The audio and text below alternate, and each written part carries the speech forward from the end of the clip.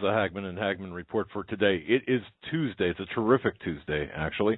It's Tuesday, April 21st, 2015. This is a live broadcast. I'm Doug Hagmann in studio with my son, my fellow investigator, researcher, Joe Hagmann. Together, we are the Hagmann Hagmann Report.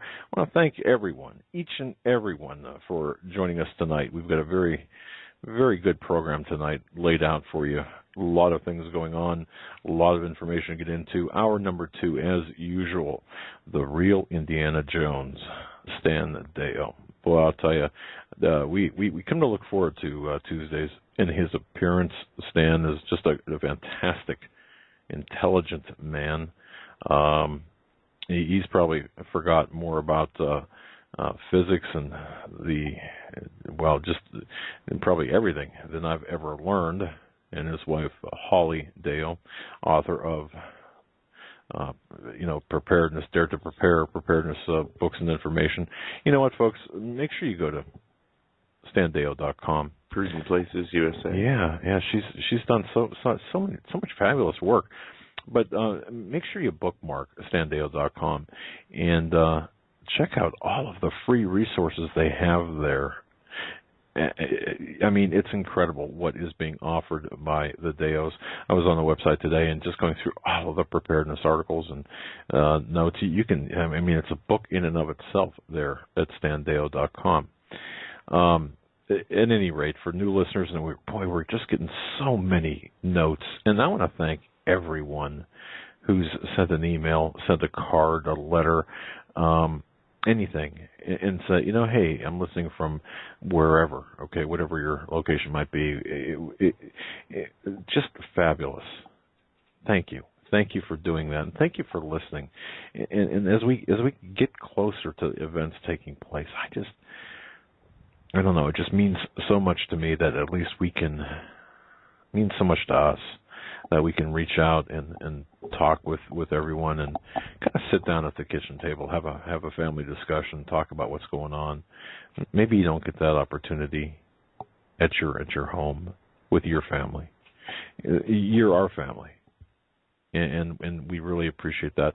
And to that end, we will never deliberately lead you astray or anything, squander your trust. We do what we can 24/7 to make sure that we're accurate and at the forefront. We try to be at the forefront. And if we're not sure or if we can't be at the forefront, we at least try to be quiet. But at any rate, again, our thanks, our collective thanks to each and every one of you out there for listening. Couple of things for the new listeners. Our broadcast time, 8 to 11 p.m. Eastern. That's 8 to 11 Eastern. Our archives are accessible via our home base on the internet, HagmannandHagmann.com. You've got to spell that all out. That's Hagmann, the word and, Hagmann.com. HagmannandHagmann.com. And by the good graces of the Christians United Broadcasting Network, we're simulcast at the Hagmann and Hagmann Report.com. They do just such a wonderful job. What a great network, and we're proud to be associated with them as well. Joe, welcome to the studio tonight. Glad to be here. We have a lot of news to get into, and as you stated, Stan Deyo will be joining us in the second hour, and a lot of stuff we need to discuss with him, and I'm sure he has some things on his mind he wants to get across. Some quick programming notes for this week. Tomorrow, we will be joined by Bob Fletcher. Mr. Fletcher came on once with Steve Quayle maybe a month back, and we had numerous emails and other communications asking to have Mr. Fletcher back on. He received also a number of emails from our audience, he stated, and had such a great response, he said, he wanted to come back on. So he'll be coming back on tomorrow to talk about the economy, and also Nibiru, or Planet X. Was something that was on his mind last time we spoke that he wanted to get into tomorrow. And I know a lot of people ask about that. And they ask us about that, which is, I don't want to say a mistake, because we're not too, at least of all the Planet X Nibiru claims and information out there, that thing is just a mystery to me. Is it real? Is it not real? What is it if it is real? I don't know. But he will be talking about that. And he's quite the investigator and researcher. To talk with him off air is an experience, a great experience. Just a tremendous man, a lot of knowledge, and looking forward to having him come on. I want to mention this too. I've been striving to put this up on the website, but if affordability, folks, is an issue, we had talked about more month than money, of course, and we had talked about Greg Jackson's book, 40 Things to Teach Your Children Before You Die. If affordability is an issue, and the cost of Greg Jackson's book, 40 Things to Teach Your Children Before You Die, it means the difference between, let's say, putting gas in your car, or getting lunch for yourself, or some other hardship. We understand. More importantly, we can help. Well, it's not exactly us. You see, it's due to the collective generosity of a number of people, including American Survival Wholesale, John of H.H. Connections, Greg Jackson, and his publisher, Dunham Books. Now, Greg Jackson's book is being made available through a very generous initiative, exclusive to the listeners of the Hagmann and Hagmann Report. Those who'd like to have a copy of Greg's book to give or read to your child, but cannot afford one, a copy will be sent to you free of charge by these extremely generous men of God. Now, if you live in the continental United States, you can receive a actual physical the softcover book. Here are the instructions. Please send an email to Free Dunham Books. That's the word free, and then Dunham, DUNHAM, books @gmail.com. In the subject line, you must type 40 things. That's 40 things. In the body of the email, please type your full name, your exact email or exact postal mailing address, and include the zip code. And folks, please double check your information for accuracy. Now, the criteria. You have a desire, and you pinky swear, to really put the book to use, to really go over the contents with your child or your children or your grandchildren. And that's all that's being asked. Now, if you live outside of the United States, don't fret. If there's and this is great, by the way. Oh yeah, there will be a Kindle version made available to you. The same goes, okay. In the subject line, just put 40 things. So often, people from other countries want or request, whether it's books from some of the guests we have on to That's right. a whole number of different issues, have trouble from Canada, the UK, Australia, to be able to carry out whatever transaction it is in the United States. That's right. So what they've done is put together the ability to give out these books through e-files or e-books. Well, you're exactly right. Now, they do need your full name, your email address. That would be the recipient. And folks, you've got to, please, extreme care. We don't want to see. And I know through Kindle and such, there are security measures, but please don't. Please be careful with the, don't post the book online anywhere. Please don't do that. Please don't do that. And we're trusting you not to do that. But I know that there's security methods, but I don't believe that would be an issue. Even though we want the word to get out, Greg wants the word to get out. And if you go to gregjackson.com, 2 G's, by the way, that's gregjackson.com. It almost brought me to tears when I read the introduction about his burdens and desires as a father for his 8-year-old son to grow up honoring God with his life, knowing right from wrong, and acting on that knowledge. And boy, I'll tell you, just go to GregJackson.com and just read that. That should tell you all you need to know about Greg Jackson, as well as the book itself. Man. So I've been struggling to get this up on the internet or on our website, but the instructions, that is. But it's exclusive to the listeners of the Hagmann Hagmann Report. And well, there you have it. We've got a lot of heavy stuff to get into tonight. A lot of heavy stuff. But let me start out. I got a kind of a funny story, and you know, folks, I just love dogs. You know what? We had Australian Shepherd, mixed Australian Shepherd, Holly. She was just my babe. I mean, she was my surveillance partner for a long time. She would go on out-of-town overnight surveillance trips. That's right. And you know... And she loved it because one awesome thing that he taught her to do, or she learned, was out of town, when you go to a McDonald's to get coffee, she knew what McDonald's was, because every time that we'd go, you'd get her chicken nuggets. That's right. And she sees those arches, or she would see those arches and perk up, and oh yeah, that she was fun. Fabulous. Well, we had lost her. And I had wrote a story about her loss, and then last year, of course, our iconic dog King, the German Shepherd, the fearless, mighty German Shepherd King, 140 pounds of just brute force. What an incredible dog! Again, that's the image that you see that represents our endeavors. We lost him to cancer last year. Well, in the process before King passed, we rescued a puppy, an 8-week-old. It's a mixed Aussie Shepherd cattle dog, more cattle dog than Aussie Shepherd, but nonetheless, it's a mix there. And is she ever intelligent? She just turned 9 months old 10 days ago.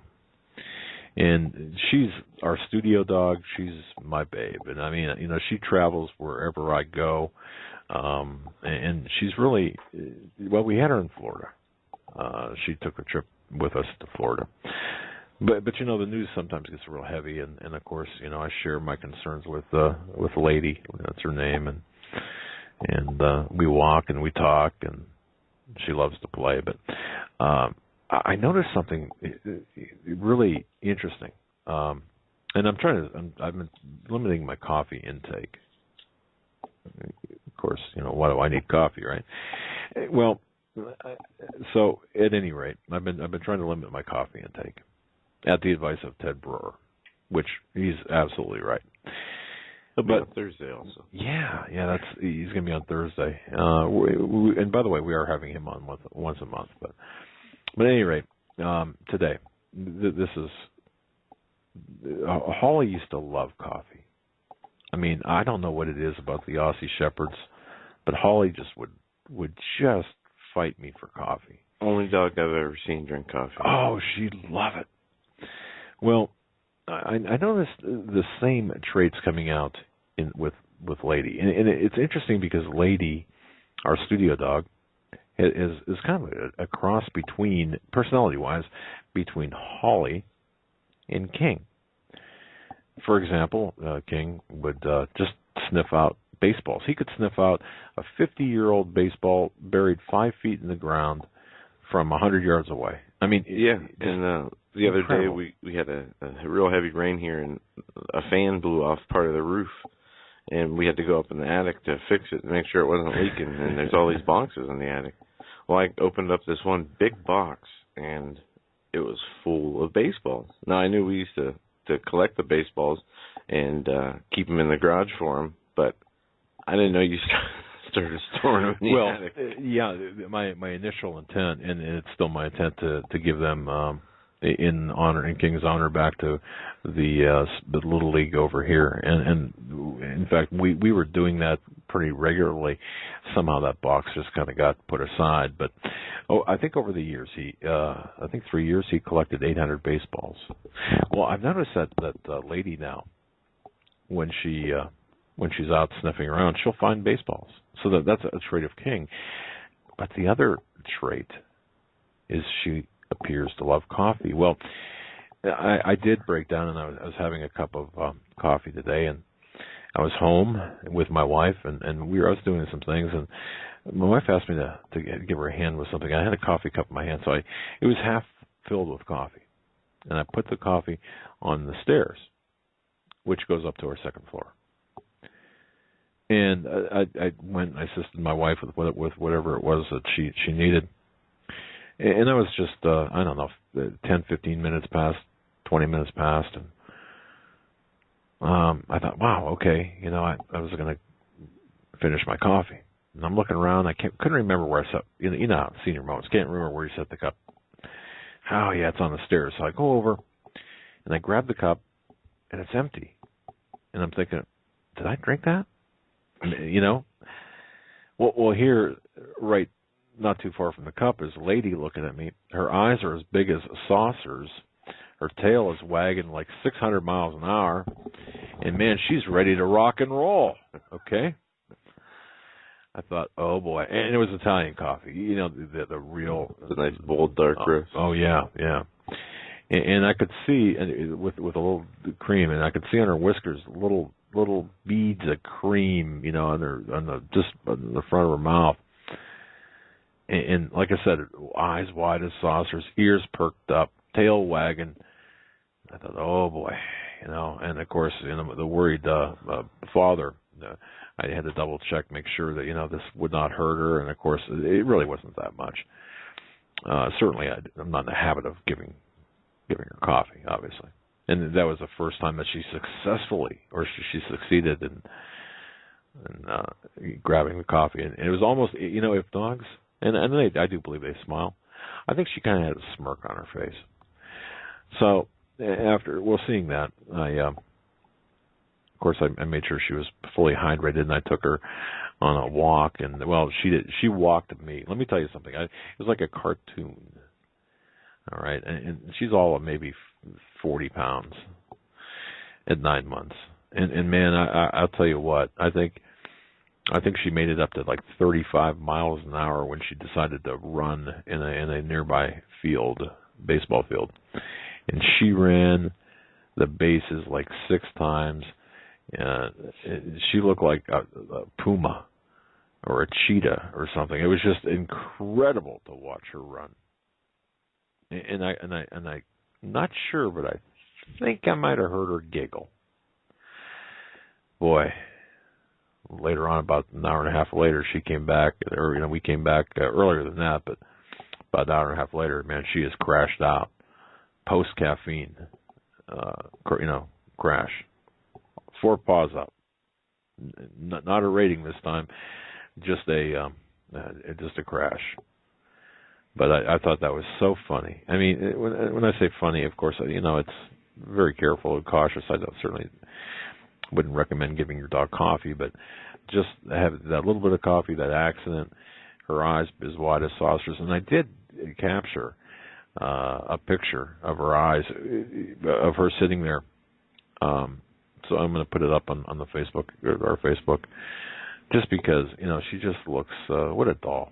But, anyway, I just wanted to start out the program because of the heaviness, the weightiness of the news, with kind of a humorous story. Some people might appreciate that. If you're a dog lover, and I just want to thank everyone who sends pictures of their dogs. Oh, we've got what, well over 3 dozen pictures of people with their dogs, listeners with their dogs on our board. It's thank you for all of those. As I look over there and see them. Oh.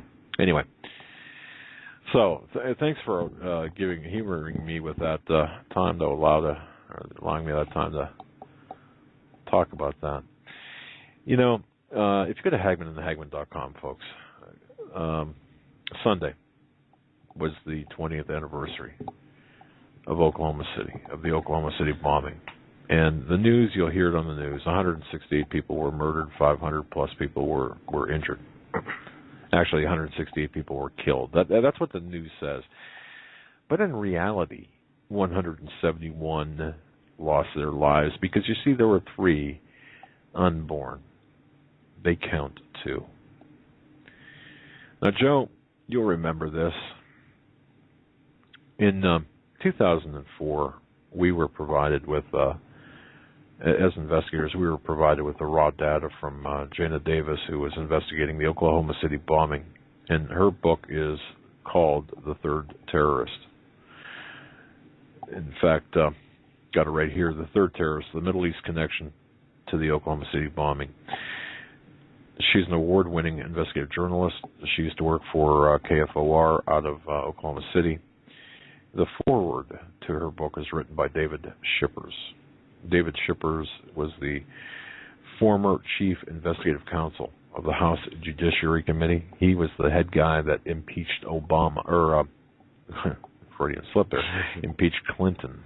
Okay. And Jana Davis is surprisingly very well known. Yes. Even though she has been off the grid for a long time, her book, The Third Terrorist, was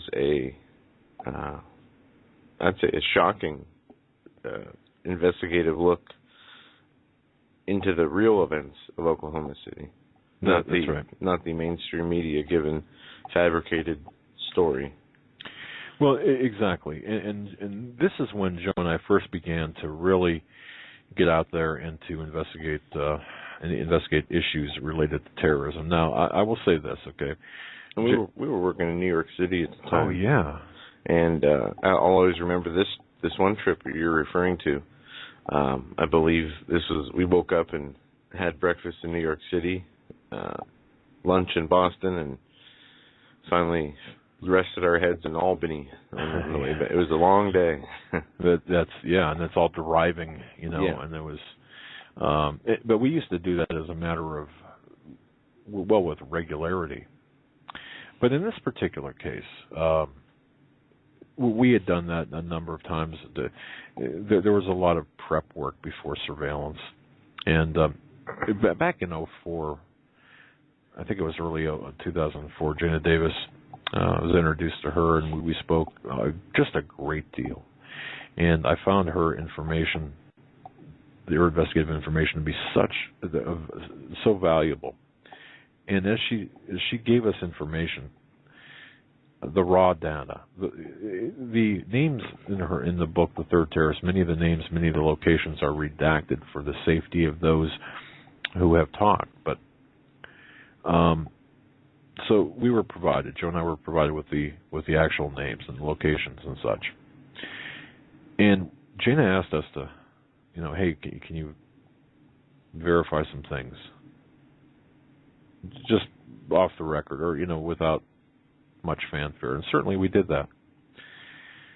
And the reason I'm mentioning this to you, and I also want to mention this too. Look, Joe and I understand I think more than people know. We understand about the government complicity with these terrorist attacks. We understand when we say there's a Middle East connection or whatever. When we point out the Middle East connection, it doesn't end there. It's not. It just doesn't end there. We get the complexity of the event. We understand the various nuances with respect to Oklahoma City, the first Trade Center bombing. We get that. We understand that. However, what the mainstream media in this case with Oklahoma City has absolutely gotten terribly wrong is the Middle Eastern connection to Oklahoma City. Now, many people will say, well, you're falling into this neocon trap where Oklahoma City was to be used to invade or strike out against Iraq. No, that's not the case. I just want to put that up front. Now, there I'm going to end the disclaimers. Because, if anyone would continue down that path about Joe and I, well, you don't know us. and you just don't know what you're talking about. Joe and I had went to Boston and spent some time there. The third terrorist discussed or identified by Jana Davis was a guy by the name of Hussein al-Husseini. And I would urge everyone, either now or after the show or sometime after you listen to this broadcast, go to Hagmann and click on the article that says the Oklahoma City bombing investigation to demonize conservatives, constitutionalists, and Christians. And I just put that in the interactive chat, which anybody who's listening on Blog Talk, by the way, the player that plays the show, the chat is underneath that player. I have received numerous questions asking where that was, but I figured I'd throw that in there. But yeah, the title is the Oklahoma City bombing investigation to demonize conservatives, constitutionalists, and Christians. Right. And in here is some newer information put out by the government, but also the findings and investigative reports that you put together after we did go to Boston. Pictures we've taken of the third terrorist. Well, yeah, the one picture there of Hussein al-Husseini is actually a 2011 photograph from the Quincy, Massachusetts Police Department after his arrest. But here's the relevance to today, and here's why we're mentioning this. What happened in Oklahoma City caused the Christians, conservatives, and constitutionalists, those people who believe that this country, that we were on the wrong path and are on the wrong path, well, it's causing us to be demonized by the Department of Homeland Security, by the FBI, by the Department of Justice, and by the dutiful and obedient media. What we want you to know, what Joe and I want you to know very simply about this, and you can read this article on yourself, but what we'd like you to know is that every bit of information within the third terrorist, Joe and I were able to verify, contemporaneous to the publication of the book, as well as on scene, on site in Boston and other locations. And I'm going to stop there. But it's interesting because the third terrorist, identified as Hussein al-Husseini, and please, folks, listen carefully to this. We located him in a suburb of Boston. We located two of his confederates, his associates, and verified that after the 1995 Oklahoma City bombing, they moved to Boston and the surrounding area. We found them, and in particular, his two compatriots were Iraqi soldiers who came to the United States under the pretext or with the excuse of amnesty, because they were Saddam's soldiers, special elite guard. They moved here into the United States, went to Oklahoma City, hooked up with a Palestinian. I'm not going to get too far down this road. There were some things that happened, and you can read about this in the third terrorist. Jana Davis documents this. They moved to Boston after the bombing. Now we're talking about Hussein al-Husseini as John Doe 2, the guy who exited the Ryder truck in front of the Murrah building, which is on video, which is FBI would never showed anybody, which then subsequently lost.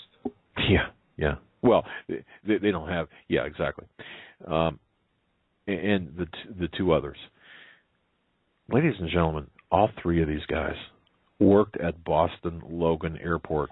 Yeah. Right in the run-up to 9/11. One of the surprising finds that my dad pointed out was one of these Iraqi soldiers with ties to this bombing in Oklahoma City worked at the Boston Logan Airport in the food service. Two of them did. Both of them. Yeah, and so did Hussein al-Husseini in a different area. Right, and right in the time the September 11 attacks happened, these people were working right around the airplanes. You know, we hear about the box cutters. And we talked with Rebecca Roth, and she explained how, a lot of what her evidence, the evidence she evaluated, made it seem like there were more simulated attacks than actual attacks, but people wonder how the box cutters get on the plane. Yeah, exactly. Now we're not speaking to September 11th, okay, 9/11.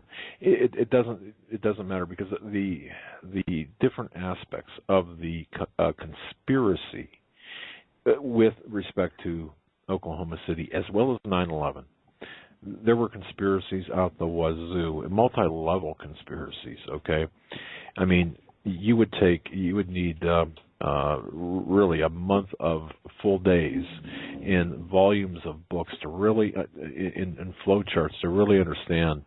And I'm not sure we fully understand, but we've got enough information to lay certain things out.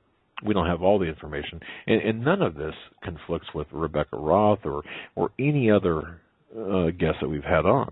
Okay. However, I guess the point we're trying to make here, or that I'm trying to make, is this: Joe and I looked into the eyes of the two men, these two Iraqi Republican Guard. Actually, they were higher up on the echelon.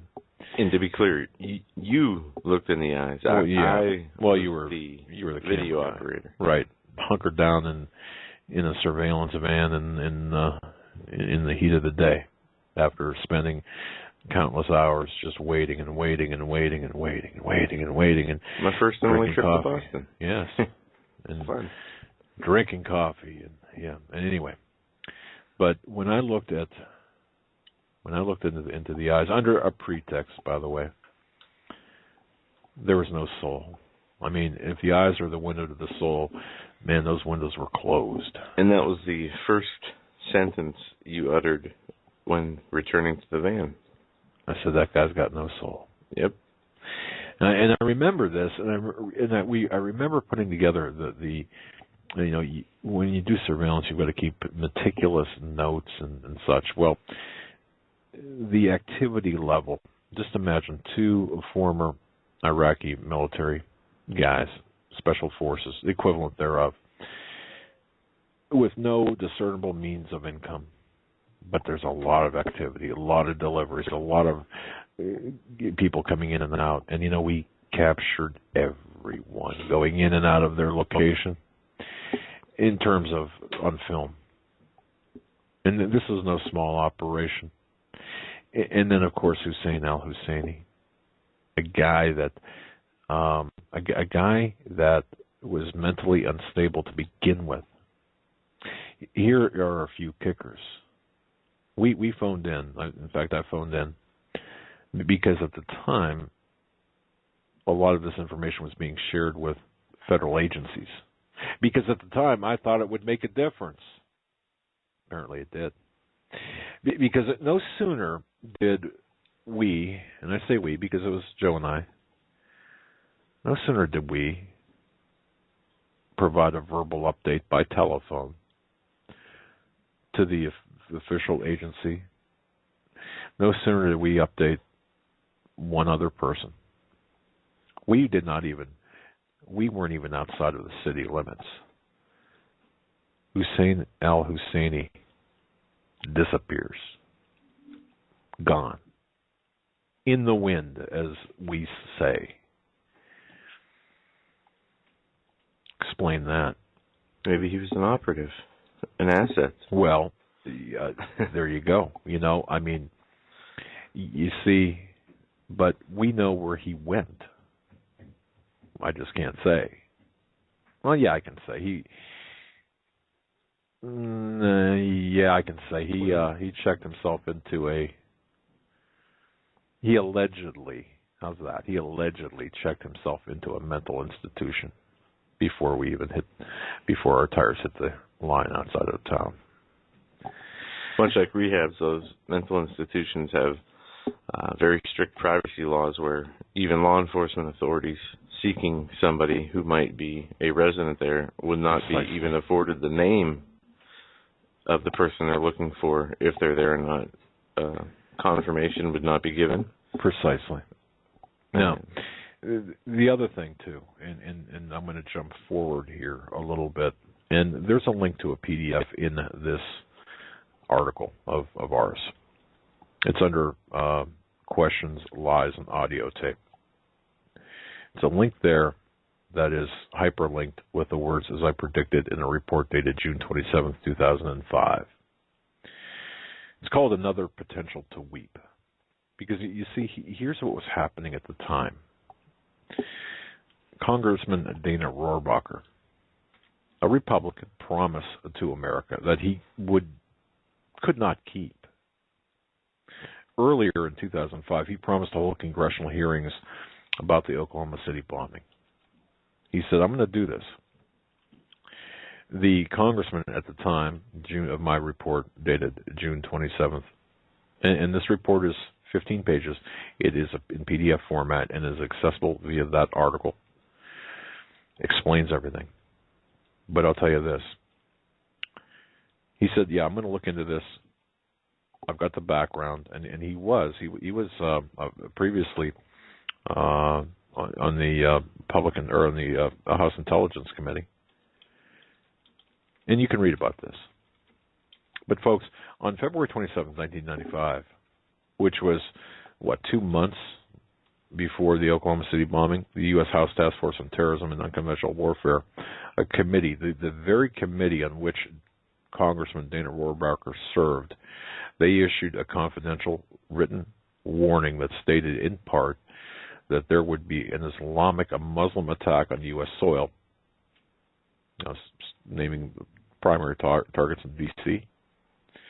4 days later, on March 3rd, 1995, the task force issued an updated warning that not only suggested an attack or attacks were imminent, also included a plan to strike in the heart of the United States, and they had information that it would be the federal building in Oklahoma City. They had that information in an explicit warning.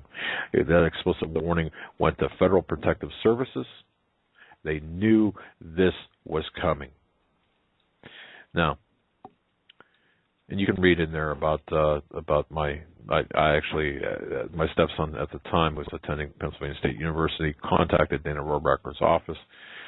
This is back in 2005 to inquire about his service on that particular committee. You can read about it. It's all in there. It's all in that report. But let me just say this: Jana Davis had given to the congressman a list of questions that were to be asked of Terry Nichols. Terry Nichols was the other guy outside of McVeigh that was charged in the Oklahoma City bombing. You see, Dana Rohrabacher was scheduled to and did conduct a 3.5-hour long interview with Terry Nichols at the Supermax prison in Colorado on 27 June 2005. Spent 3.5 hours with Terry Nichols. The long and short of it is nothing happened, except Terry Nichols did admit that Jana Davis, quote, her theory about Middle Eastern involvement could be accurate. That wasn't exactly, that was the exact phrase used, but there was more to it. Knowing that Congressman Rohrabacher was going to call her, Jana Davis had hooked up a tape recorder to her telephone line for accuracy. Congressman Rohrabacher left Supermax prison, went directly to the airport in Denver, and before he got on the plane, he contacted Jana Davis pursuant to their previous arrangement. What was said to Jana Davis was captured on audio tape, and folks, not only does Jana have it, but she furnished a copy of that audio tape to us, which, just so people know, and I made this clear, that audio tape is in a vault off premise. Okay, in fact, there are more than one copy, and the other copy is in a different country. Just so you know. So anyone wants to come into our offices and look for the tape, you ain't going to find it. But what was said there, basically, is yes, there was a conspiracy. But you know what, folks? You're never going to hear about it because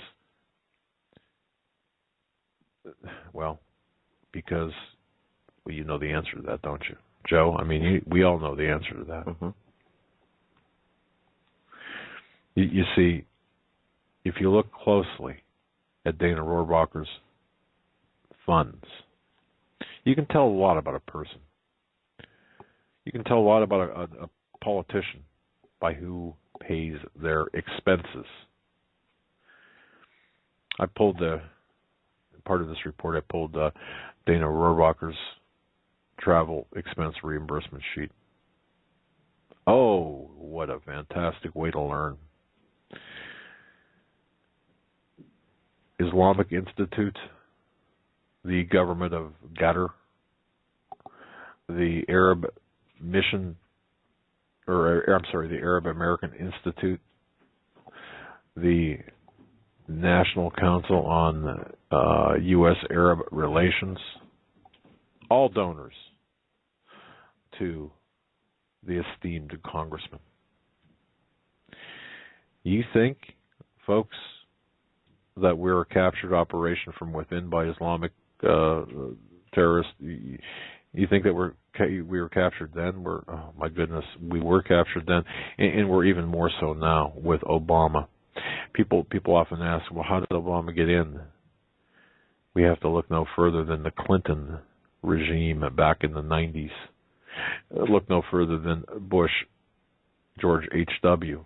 Look no further than George W. And that's how Obama got in. Look at the congressman at the time, 95 and onward. This whole thing, this fight that we're in domestically and globally constructed for decades. Well, for centuries, actually, if you want to go back to 1871 and the Pike Letter, obviously. But there's proof right there. And you know, none of the questions were answered, were asked or answered by Nichols. And it's amazing how relatively quickly, Timothy McVeigh was reportedly put to death. First one since 1963. Just 5 months before 9/11. A lot of dots to connect. But the reason we bring this up, the relevance to today, April 16th, 2015, Joe taps me on the shoulder and drops down a 7-page document on my desk. Let's take a look at this. Joe, what did you find? 7-page document. What, this Oklahoma City? No. I'm sorry. It's 20 years after Oklahoma City bombing. Domestic extremism remains a persistent threat. And folks, that's also on our website, site at HagmannandHagmann.com.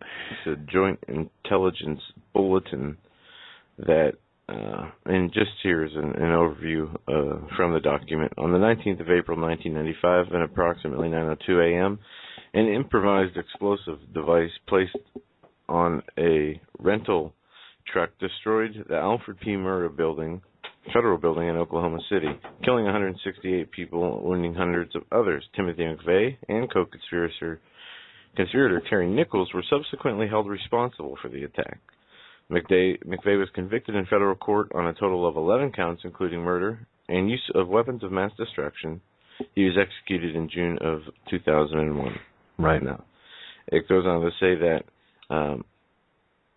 the FBI and DHS have no specific credible reporting to indicate domestic extremists are planning on conducting attacks on or related to the April 19th anniversary date of the Oklahoma City bombing. But 20 years later, after the deadliest mass casualty attack in U.S. history carried out by domestic extremists on U.S. soil, domestic extremism, however, remains a persistent threat, and the United States has experienced violent ideology-motivated criminal acts both prior to and after the Oklahoma City attack. These acts include assaults, arsons, shootings, and use or attempted use of improvised incendiary explosive devices, resulting in death, injury, and property damage. Now, let me just interrupt you right here real quick. Folks, Hagmann and Hagmann.com, under the title, DHS and FBI Joint Bulletin, you can access the PDF document, the 7 pages. Yeah. But I want to bring just one thing real quick to your attention, just real quick here. They took 18, there were 18 incidents, okay? Yeah. And none were Islamic. None had anything to do with Muslims or Islam.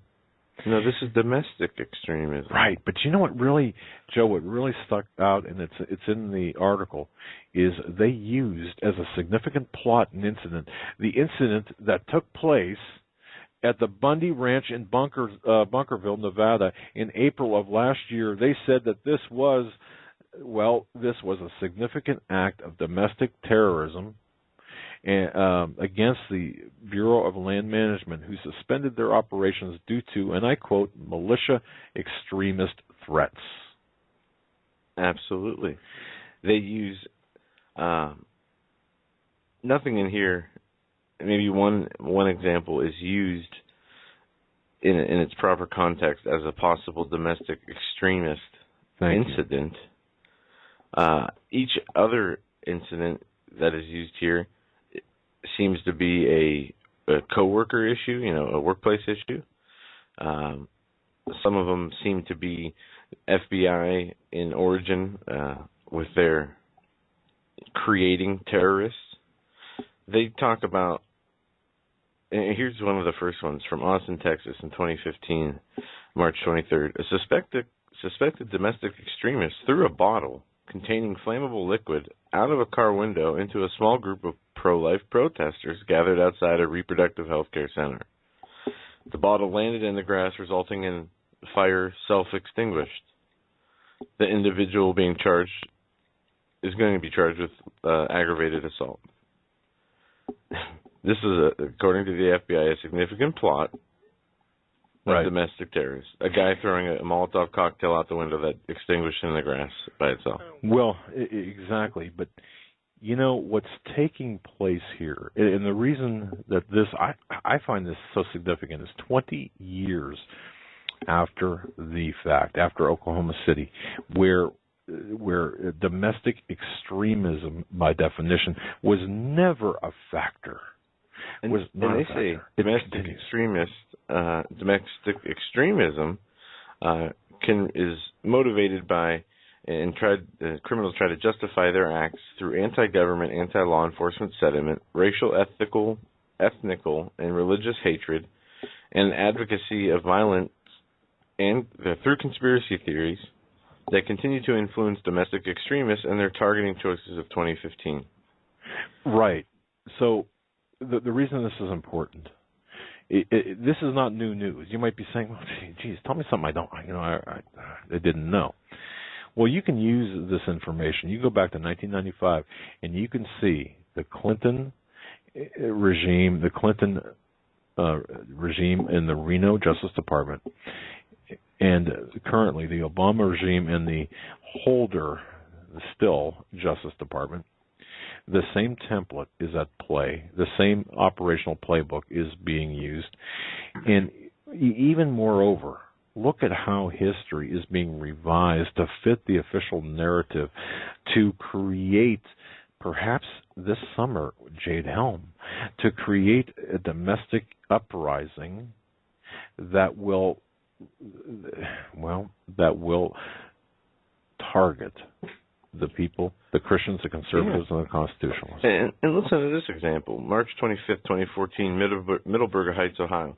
Sheriff deputy shot and killed Israel Rondon at his home after he brandished a .22 caliber rifle in an attempt to avoid arrest during the execution of a warrant for a probation violation. Wow. I mean, they're taking regular stories out of the crime blotters of newspapers and using them as examples for domestic extremism due to the lack of actual extremists trying to perpetrate attacks. Well, you're exactly right. The definitions included in the bulletin reinforce mentally, we are being programmed. Not that you already didn't know this, but here is Exhibit A, Exhibit B, and Exhibit C, and you can see a continuing course of conduct by the criminal elements within our government to demonize Christians. You wonder how this is going to happen. You wonder how these things are going to play out. You're seeing them play out. As Steve said, Steve Quayle, they've been playing out forever. Well, in modern times, okay? We as Christians are going to have targets. Well, we do have targets on our heads and on our backs. We as conservatives, social, moral, conservatives, are being targeted. We as constitutionalists, people who care about the Constitution, the rule of law, are going to be targeted. Folks, it should be very clear as the dots are connected exactly what's taking place here. And it's just been reinforced by the newest DHS FBI joint bulletin issued a mere 5 days ago. And what do they use as their Exhibit A? Oklahoma City bombing. Well, and I know, we know that's not true. This is the narrative. This is exactly how they are going to bring about public the condemnation against Christians, against you and I. This is how they're going to demonize you and I. We don't have to talk about fringe conspiracy theories. Here it is, right here. This is the path that they've been taking. And isn't it interesting? You've got Hillary Rodham Clinton. Oh, remember the vast right-wing conspiracy? Obviously talking about something a little different, more of a political bent. But isn't it interesting? Now we've got Clinton. And look at the lineup of Republicans for the 2016 election, presidential election. Look at all of these congressional spineless narcissistic sociopaths we've got in there that are painting the same pictures against the people who care about the rule of law. Hey, two of the people in the running on the Republican side who claim to be conservatives are arguably ineligible based on Article 1, Section 2 of the Constitution. What are we doing? Oh, my goodness. But the last thing, and this is something I was thinking about earlier today. Joe, I caught a show, not a show, but a documentary on the evil of the Nazis, which you don't have to go too far to find a channel on television to see that, right? Netflix too. Yeah, I've noticed tons of documentaries pertaining to the Nazi regime. Well, this is something I had was on my mind this morning, and I briefly. It's only 480 words. I thought of this, and as I was thinking about it, I quickly typed this out. I put it up on the website, HagmannandHagmann.com, and I sent it out to a few people to ask their opinions of this. And the title is, Could Jade Helm be America's Operation Valkyrie? Now, very quickly here, because we're getting close to the top of the hour. Most people, when they hear the word Valkyrie or Operation Valkyrie, you automatically think of the movie back in 2008 with Tom Cruise, I think it was, that depicted the July 20th, 1944 assassination plot against Hitler, codenamed Operation Valkyrie. Well, you know where that came from? That was only part of the story, kind of the second half. That is the assassination plot. Operation Valkyrie, that existed in Nazi Germany, obviously predated that plot, but that Operation Valkyrie was a continuity of government plan that existed in Nazi Germany to assure that the Third Reich would live on in the absence of Hitler. Okay? kind of like our continuity of government. Now think about this. And this is kind of what I was thinking. The general public knows, or most of the general public, all they know about Valkyrie is it was a plot to kill Hitler. No. It started out as a continuity of government that was authorized by Hitler himself.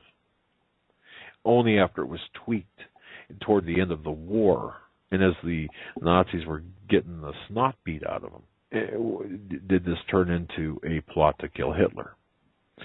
So I was thinking, and I ask each and every one of you listeners, and feel free to weigh in on this, and if you want to send me an email, just your thoughts are always welcome. Like I said, we read all the emails. Can't respond to them all, but we read them all. What do you think about this? What if Jade Helm was just that exercise, not an assassination, not the movie Valkyrie, but the active operation to ensure or assure continuity of government, and by government I say the power elite in the midst of a crisis, whether it's orchestrated or whatever. The timing is suspect and all of that. We get all this. Then, if you want to go the other way, could it be Operation Valkyrie, the movie? Just asking. Now that I personally, I doubt that. That's my personal opinion. I don't believe that for one moment. I believe that this is being done I agree more with Dave Hodges and Nathan Liel and our guests. I believe this is being done for a specific purpose, but I do believe that there will be a need for continuity of government operations to go active, to go live, and I think that this is the preparation for it. It might not be Jade Helm 15, it might be another operation later down the road, but this is that practice run or that run for that particular need or that particular objective. That's what I was thinking. Thoughts, Joe? What do you think? Anything's possible, right? Mm-hmm. Absolutely. All right. Well, I just wanted to point that out. And with respect to the, and I just want to mention this too, with respect to the Oklahoma City article, Canada Free Press, what a great publication, online publication. You can actually make comments, although we don't have it on our site, but if you click the link in the bottom of the article, you can actually put your comments up at Canada Free Press and have a discussion about it, an online discussion. It's pretty cool the way they have it set up. But anyway, Canada Free Press, definitely a great source for vital news and information, especially pertaining to U.S. news. Yeah, exactly. So bookmark that site. Before we go to break, Joe, I just want to say one thing, and I said I wasn't going to do this before, but you know what? I just want to thank publicly. I just want to give my public thanks to my wife. It's her birthday today, and I just want to say thanks because she's a great wife. She has, without her, I don't think that. I just don't think I'd be. I don't think I'd be able to function. She's like she keeps the family together. She does everything, and I just want to say thank you to my wife, who I believe is listening tonight, despite it being her birthday. And I just want to say thanks so much, and tell you how much I love you and appreciate you. And I just want to say that all the years. As I said to you this morning, the angels sang the day that you were born. So that I believe, and I just want to publicly say happy birthday to my wife. So anyway. And tomorrow, happy birthday. All right, we'll save that for tomorrow. No. We're going to go to our commercial break, folks. You're listening to the Hagmann Hagmann Report on this Tuesday, April 21st, 2015. The month continues to just fly by, as always. And Stan Deyo is... Well, good to be back. We've made it through another week, guys. Yes, we have. A dull week it's been, hasn't it? Yeah, I'd like to see your definition of exciting, then. Oh, boy, what a week. I did getting worse. Well, Yeah. tell us about it, Stan. Well, I mean, where do we start? There's so many things going on. Sorry, go ahead. No, I was just saying before you came on there, we were having a Skype conversation here, and you were explaining something to me. You wrote, our family castle in France is 47 miles from the center of the CERN portal. The Deyo Castle may become really haunted. And you started to get into an explanation there. You want to get into that with our listeners? Well, all right. You just exposed his bug out location. Yes. A long time ago in 1645, the Deyo family left France and settled in the United States in New Paltz, New York, where their house still stands to this day as a museum. But that castle they came from still exists and is a national monument, one of many of the castles in France, kind of left over from the days of the Huguenot persecutions and things like that and many wars. The castle sits in the Jura Mountains, just across the border from Switzerland, and they're in the province of Burgundy. So Chateau Deyo, put your mind there now as a bug-out place. Just before CERN opens the portal to the dark realms underneath. It was a cold and cloudy night at Chateau Deyo, near that Swiss border. It was still, ever so still, and pregnant with anticipation of something dark and terrible lurking nearby. Across the mountain range on the Swiss side, a long, geeky finger pressed a red button, and suddenly two high-speed proton beams collided at near the speed of light. A chill sliced through the air for miles around as a large, cavernous portal opened into the dark realm of a bottomless pit where CERN used to be. It was gone. Now it could not shut the portal. And howling, creepy creatures began flying out of the pit in all directions. Some 47 miles away at Chateau Deyo, terror rushed through the occupants as they heard the sounds of creatures screaming and causing pain and fear to reign upon the humans in the night, the endless night. Hello, guys. Oh, don't stop. Tell me a story. Well, that was the family castle. It's still there today, and it is only 47 miles from the CERN facility. I have that on the show images page that you were mentioning. Yeah. It's, where was it? It's right up in the top row. Wait a second, that looks familiar. It looks, if I'm right, that kind of, you sure you didn't, wait a minute. Whoops. Never mind. I was going to ask if that was perhaps if you happen to take a street image of my house, but no. Really? Yeah. Yes. Well, we could have been named. You never know. Had to have a little fun in all this darkness. Oh, I know. Yeah.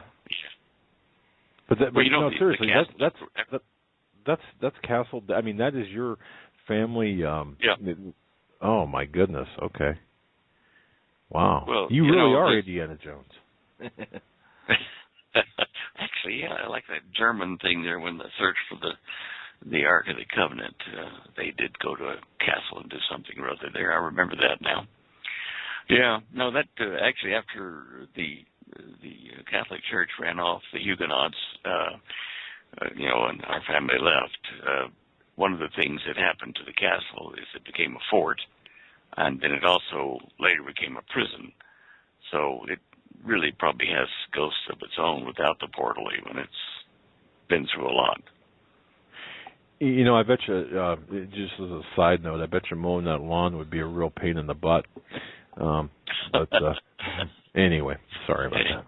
Well, not too bad. You just roll big rocks down the thing and they crunch all the trees and the grass and I mean, that's a tall bump to be living on. I mean, I did think about what it would be like to mow the lawn there at one time, but no. So definitely want to stay away from the riders, rider mowers. But anyway, wow, no.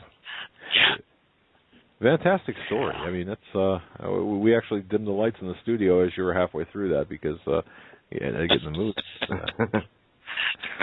And it's not even Halloween. We laugh about it, but somewhere on the planet, if it's not CERN, but somewhere, there is an angel going to open up that bottomless pit and let all kinds of nasty beings through to afflict mankind. So even though it was tongue-in-cheek, the story, but, it is going to happen. Oh, man. Wow. Well, that's just it. It has, and I'm not up on the on CERN at all. Are they like in full bore, open up, let's do it? I mean, is everything working? All the cylinders firing? They should?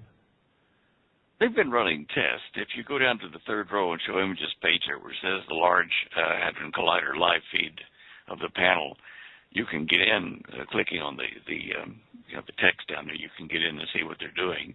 At the moment, if they were to collide the two beams which are circulating as we speak, they would only collide with about 10 tera or 10 giga electron volts. They are going to go up to about 14. And earlier, probably 2 hours ago, they had it up to the point where they could collide them, but they haven't done it yet. They're still, running tests. And if you go to that link there, you'll find on the left there it says LHC page 1, a little check mark, and you can open that up. And there's all kinds of other, like consoles and dashboards and magnet pictures and like temperature of the various things that keep the superconductors working. Right now it's at about, I just checked the temperature of the two, collider pathways, those circular things, and they are running at about 450 degrees below zero, near absolute zero, but almost 2 degrees above absolute zero. They have to be down there so that they can get the energy in the magnetic field to accelerate these things to that velocity. I'm looking at this, and I'm not even sure I understand what I'm looking at. Look at the red. Look at the red and the blue lines. Right. The blue is one beam. The red's the other beam. And off to the right, you'll see, giga electron volts of energy. Same thing as tera there. But you'll see, like, the red one's just up above 6,000 GeV, and the blue beam is at about 3,500. So if you were to collide them head on, they would be, at the moment, about 9,500 giga electron volts, which is about 70% of the way to where they want to be when they collide these things. It may actually go higher. If 14 works and they don't break anything or anybody, they intend to try to push it up to 16. And I don't know at the moment. Let me just see here. There's not this image, but another one somewhere here. One of the other images or consoles shows you in real time what's happening, and you'll see the little markers go blip, blip, blip. As it's monitoring the data. Let me just see. I'll go over here and see if I can find that with the house button while we're talking. But wow, 450 giga-electron volts. Okay, Vistar, we've just done that. Let's go to irradiations, beam intensity, profile monitors. Let's see if that's it. No, that's not it. I knew that. Temperatures, we've done that. Control panel. Let's see if that shows us. There's so many options here that it's just huge. You'd want to bookmark it when you finally, find what you want. Beam one. Oh yeah, that's interesting. Yeah, if you go to the house on the up right, the home button, and right, you'll get to the web tools. In the top row in the middle, there's a radiation sign that says IRAD, and if you click on that, it will take you into some text that's 7 links. Go down to the one that says beam intensity all. Click on that. The third one down. And that will okay. show you. Sorry. And that'll take you to. You there? Yeah. Sorry about that.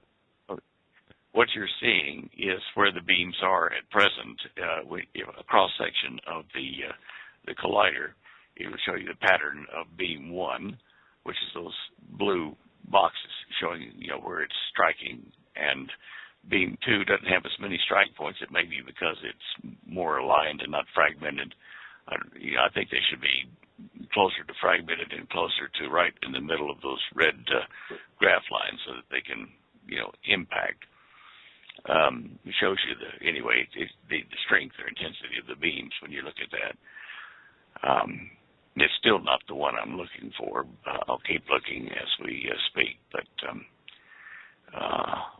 it's, as I say, there's so many things here I've looked at in the last few days as I watched these things happening. Are we there yet? No.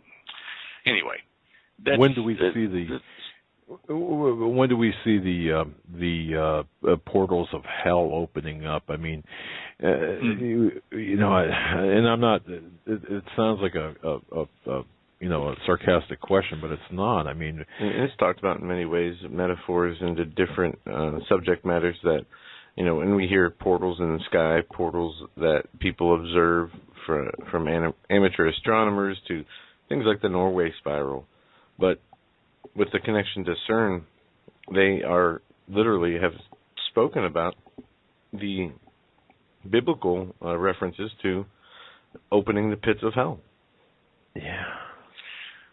Yeah, well, they intend to be doing something exciting here before the weekend. If everything goes as planned. Sorry, I'm going to keep my mouth shut. I don't mean, because I know there's a delay, but it seems like seriously. I mean, there goes the neighborhood, there goes the area, there goes Castle Deyo. I mean, are they not afraid? I mean, I don't know. Well, I would be afraid over there if I had that Indian, or Hindu god Shiva out there in the front doing a dance. I think I'd be concerned because they are kind of going into new territory, and I think some people over there are a little bit concerned, as they well should be. I'm just checking here to see, almost to page 1. Now, I guess they must not be active at the moment. At least they're not transmitting the stuff, because I don't see the live feeds coming in, but I'll keep looking for it as we talk.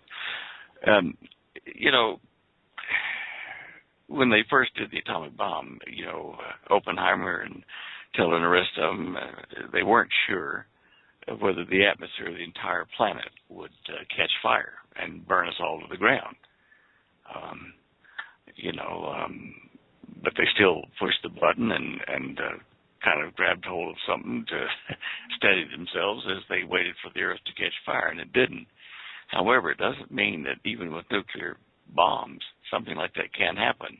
It's a matter of critical density, energy density. When an explosion takes place like that, if you have enough nuclear material in the same spot and you detonate it, it might reach the threshold that causes a catastrophic chain reaction of fission to spread across the atmosphere of the planet. Obviously, we haven't reached that point yet, but, here we go. Okay, over in that thing that I said, the little drop-down menu on the left of the main OP Vistars menu, if you go down to LHC RF timing, you'll see a live feed at the moment that's just kind of clicking along, telling you what the beam energy is on beam 1 and beam 2. You can see it there as it moves along. Right. It looks at the moment like things are kind of quietening down a bit. But anyway, yeah. Good stuff. Wow. You can do that on your own time. But, well, thank you for that link. Piece of this. Well, so we can actually watch. I mean, although it's not active now, where would these cameras be positioned? I mean, what would we be looking at? Because I have not seen this in real time. Well, the one I just showed you there, that RF timing is at the moment in real time. If you look down the left side, see that little like vertical and marks that are red and green and blue. Those are the beams there. The beam energy is the green things, and the frequencies are what you're seeing, in the blue and red traces. But if you look at it, it's clicking off to the left. See there, it just went again, bang, that kind of stuff. And so that's a live feed for what they're doing at the moment. Sadly, they won't let us log in onto the main switchboard. Only certain organizations are approved. I did try the other day to get clearance to go into the other areas, but it didn't happen. And fair enough. I mean, I didn't put any money into the project, so I guess I can't see what's going on unless they want me to. So very interesting. We can watch it and see. I mean, at least there's that much, and the people of the world with internet can kind of participate. Watch the enemy come through the door there. What Stan? Did I read this, or were we discussing this at one point? And I'm not sure if this is a product of our conversation where, and you just mentioned this just tonight, atomic bomb blasts having the ability to open portals. Did we talk about that before, or did I read that somewhere? You might have read it somewhere. I think there's a simpler way than using a CERN-type device to open a portal. And the reason I say that is going to the biblical account of Nimrod building the Tower of Babel.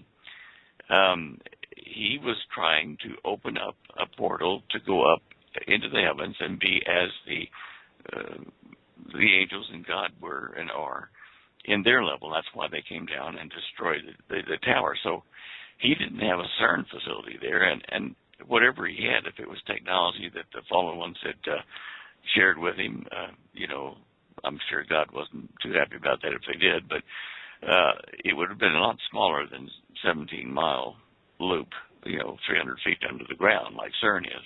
It was on top of this ziggurat or tower. So the technology can be made a lot smaller, and humans could construct it at that time, even if it was with technology that was passed on to them or loaned to them by the fallen ones. So that tells me that, we can do it a lot better, and I don't think it takes an atom bomb, but on the other hand, we know that Mohenjo-Daro and Harappa, that they excavated in the Indus River Valley, probably 30, 40 years ago, they found bodies, skeletons, just all laid out in a single direction, as though something had melted the stone and them at the same time, like a nuclear blast had happened then. Makes you wonder what did happen to them. There's over in Iraq in the Baalbek Plateau, there's fields of melted sand, green glass sand, like from a nuclear blast. Don't think there's much background radiation there now, but it does speak of a nuclear-type event, or more than one, in that area a long time ago. So, there's a few things that we don't know yet. Interesting how that is. Okay. Yeah. Okay. All right. Enough on that. Yes. Yes. Yes. Any more? You can explore that. Yeah, I'll make sure to do that. Like I said, I mean, a little over my head, but I think I can probably muddle through that. But thank you for that. Okay. Yeah, have your second cup of coffee tomorrow and have a look at it and just check it during the day. You'll get the hang of it. Some of it obviously won't mean anything to any of us because there's no primer, telling us what some of those things are. But the graphs are pretty self-explanatory. Red, one beam, blue, the other beam, and the strength of them over on the side there. Anyway, now second line of the show images page. There's something, you know, I used to predict the earthquakes using the anomalous sea surface temperatures, the maps that the U.S. Navy used to produce at Monterey at the FENMOC, the Fleet and American Meteorological Operations Center. They had a Cray computer at the time, and I suppose they've got the equivalent of it now or better. If you look at that second row first image, that's the kind of image I used to get from them, and that was from April 2006, one of the images I kept on file. Now, what I would do is I would take that image for that day, and I would take the image from the next day, and I would subtract them, and I would find that there would be little patterns of heating and cooling anomalies that would form like a butterfly pattern over fault lines, and I could say, okay, within the next now or 7 days, sometime in the next 7 days, there would be an earthquake event at that point. But that only worked where the water was up next to the coastlines. Well, anyway, so I had all this stuff stored. And then I got a message from one of your listeners that said, hey, look, have a look at this El Nino heat wave, the anomalous heat wave off of the west coast of the United States. Now, that's the second image there on the right. And that was taken, of course, in April of this year, 9 years later than the one on the left. And sadly, they don't have the same high resolution, but enough that I could fiddle it in Photoshop and overlay the two. And so I could find the anomalous gain of heat or loss of heat in the sea surface temperatures in the third image off to the right there. Huge sea surface temperature heating increase. And you'll see where the orange is in that third graphic. That's where the oceans have become anomalously hot compared to 9 years ago. And I've gone back through all this, and this is definitely not the way it should be. If you click on that image and let it see a bigger picture of it, you will see that it's not just at the equator, it's diving up toward the middle of the United States, that anomalous heat increase. It's producing already, and it will continue to produce anomalous weather conditions across the entire United States. Drought on the California side, more rains and things reaching up as far as Colorado, but mainly aiming toward Texas, Louisiana, Mississippi, and the New England states. I think we're going to see flooding in huge amounts during this summer caused by this anomalous heat, which would normally bring gentle rains to Colorado, to the Southwest, and to our food basket. This is going to be anomalous wet and anomalous dry heat. And there is a program, I forget what the link is to it now, but one I use frequently, which allows you to see the winds in real time on the whole planet. They show the wind velocity.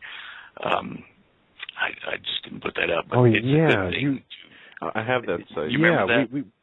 We actually bookmarked that the day you were talking about that, and I had to go through my bookmarks. So okay, fantastic. I got a new hard drive here, but I do have that saved, I think, on my old computer. I'll email that to you when I find it again, Stan. It's I do have Earth, it. So. Earth wind. It's the Earth wind map. Here it is. You go to earth.nullschool.net, and so it's earth.null school, SCHOOL.net.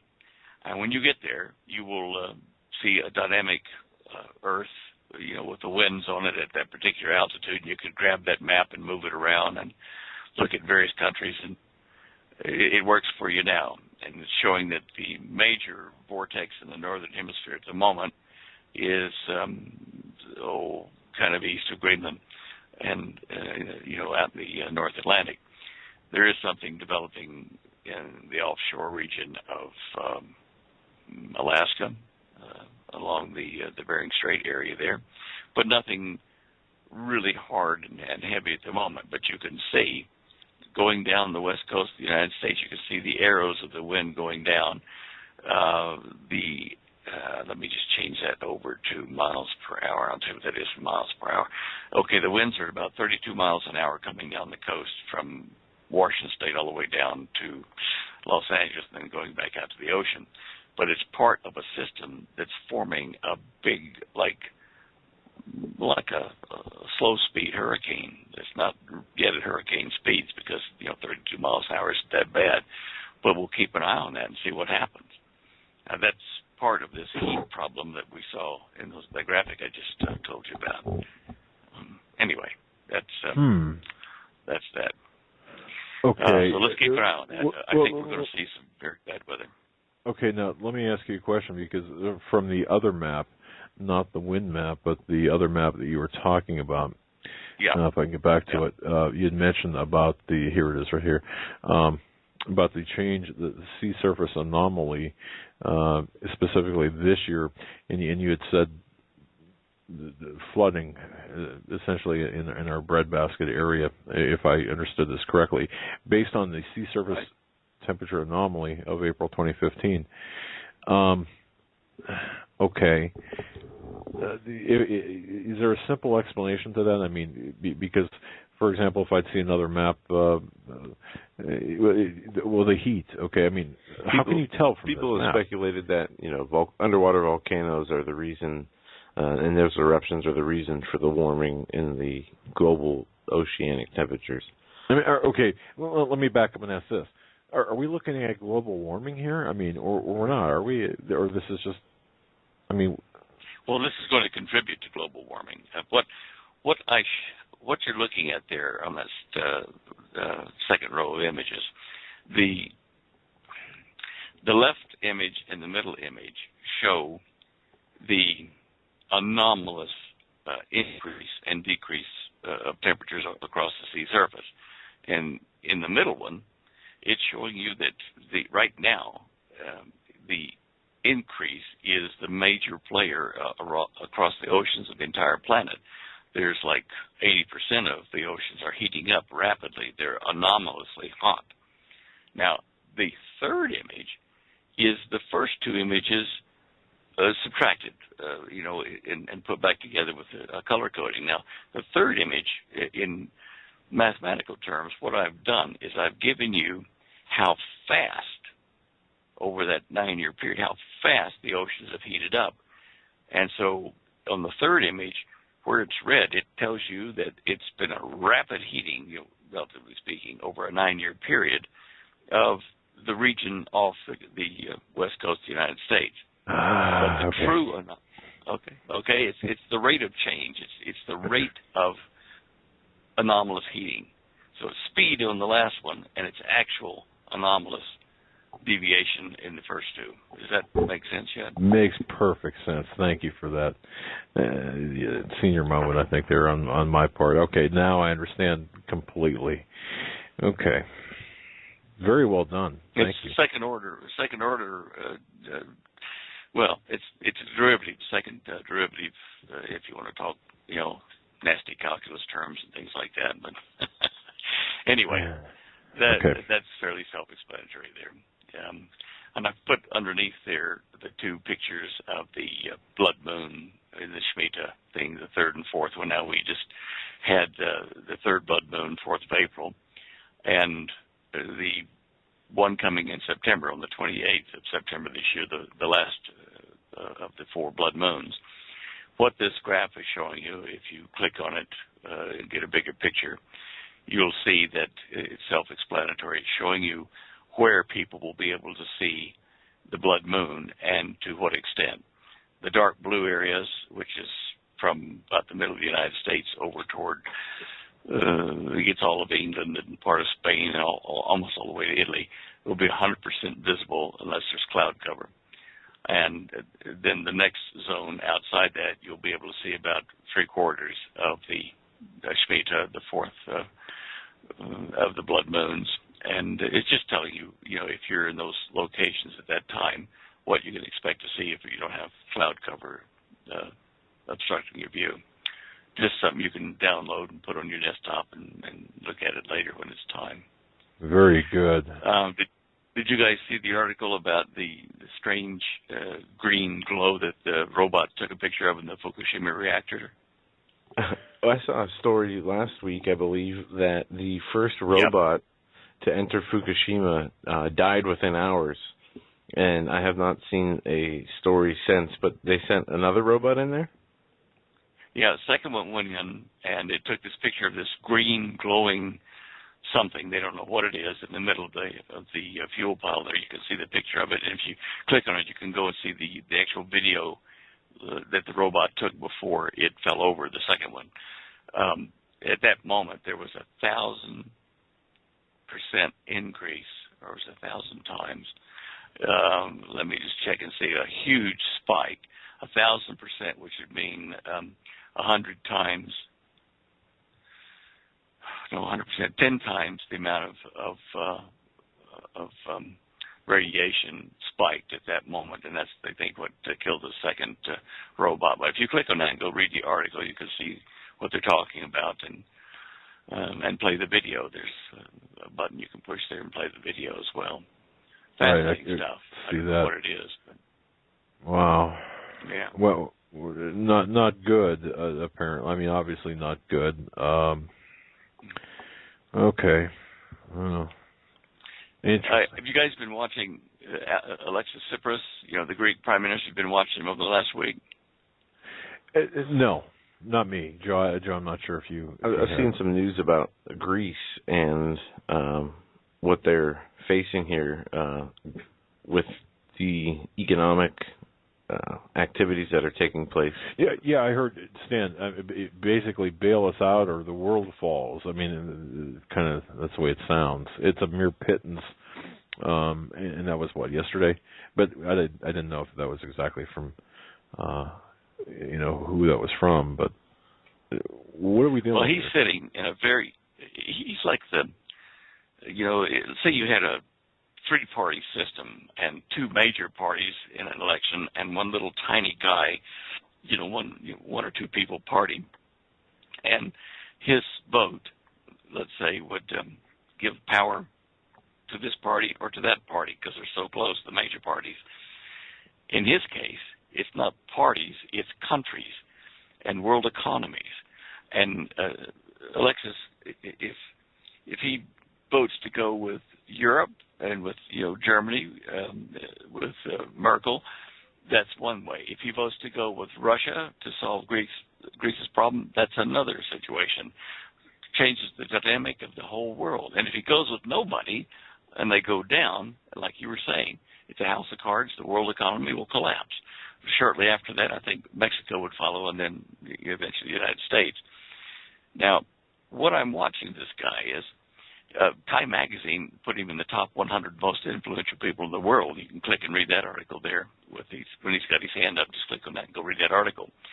The other article on the left is where he's talking with the Russians, and he's trying to get the European Union to work with Russia and combine those two. And he's a clever fellow. He's an atheist, makes no bones about it.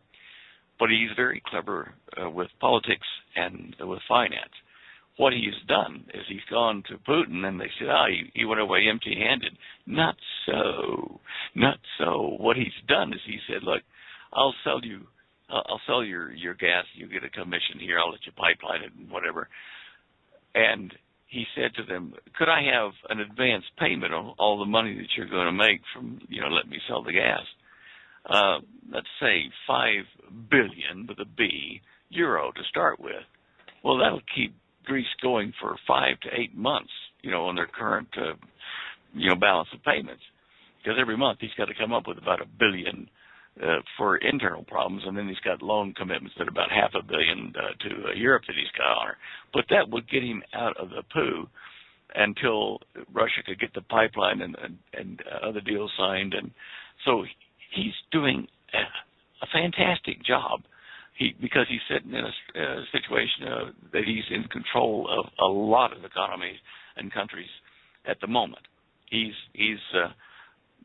kind of the sweetheart at the moment. Everybody wants to take him to the dance, So watch this guy every week, every day. Watch to see what Tsipras is doing, because he may end up being the second beast, the false prophet who does a lot with the economy. The 666 system, he's going to set it up. Honoring the first beast, of course, but wow, the Solomon character. So let's keep an eye on him. And there are others. I mean, as far as the first beast, watch the Suleiman, Solomons, all that. Got them down there underneath those pictures. There are a number of possibilities, and there may be even more before we're through. But that's the Solomon link for the first beast.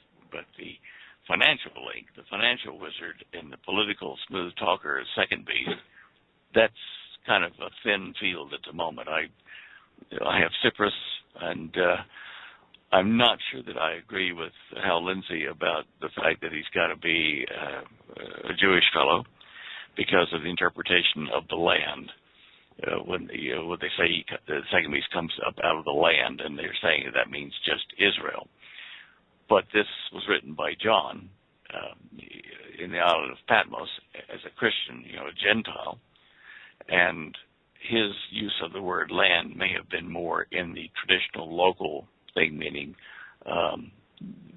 the countries and peoples of the land versus those of the ocean, which brings up another really interesting situation, because John in the Revelation filled in a lot of the blanks that were left on purpose by Jesus when he told Daniel, seal up the book until the time of the end, and then we'll start opening it up.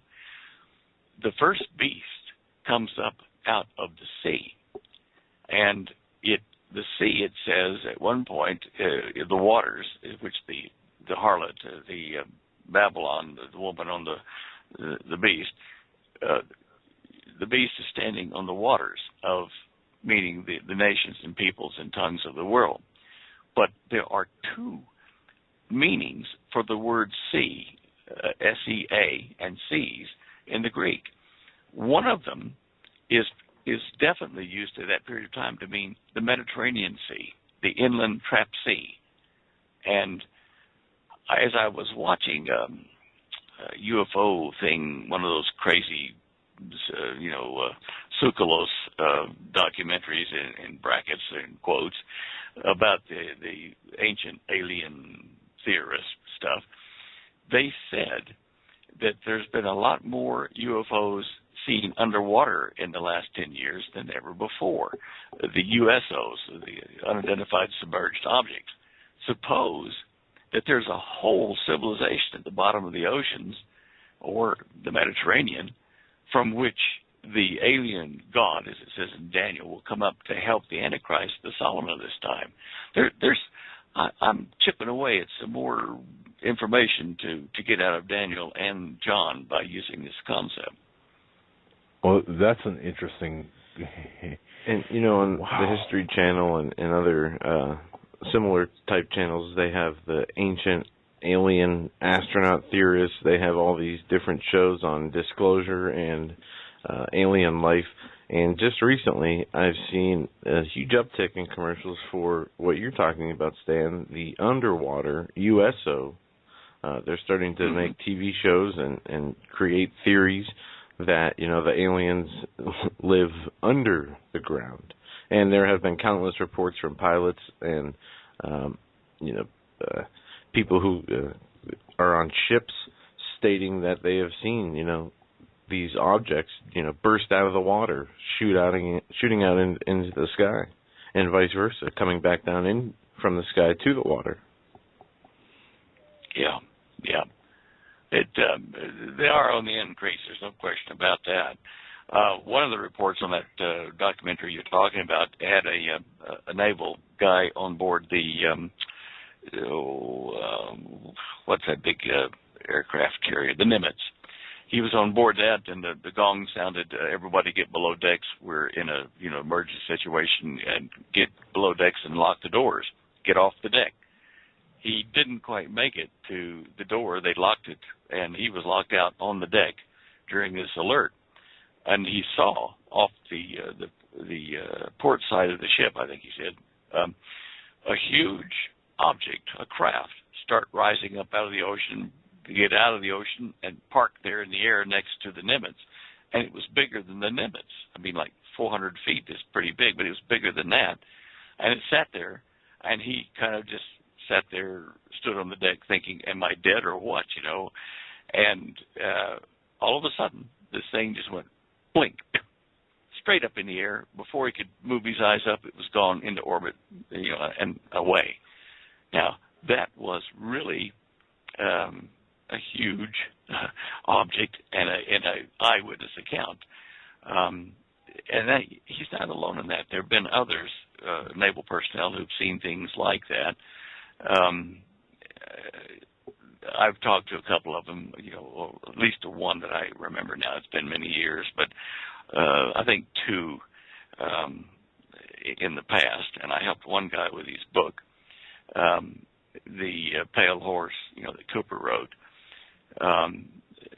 Bill Cooper, and right. he was Navy, and he was on board on the starboard side of his ship, and he saw it tracking him underwater, a bright light, and then it came up and broke the surface and flew away, almost the same as what the Nimitz report was. Now, Bill, he had a problem with alcohol later on. He had to keep in a lot of secrets, but we did talk about things in his book, The Pale Horse, and I helped where I could for supplying information. But I am sure that he did see what he talked about. And he's not alone, as I say. There have been others. Now, on that History Channel. Go Sorry. ahead. I don't want to interrupt you. Go ahead. Okay, I want to correct one thing on that History Channel. They do bend information, or what they call facts. They bend it to the argument they've got, sometimes a little too far. And one of the things that Tsoukalos was talking about was that even Christopher Columbus saw a bright UFO underwater when he was just getting into the islands to discover, Central America.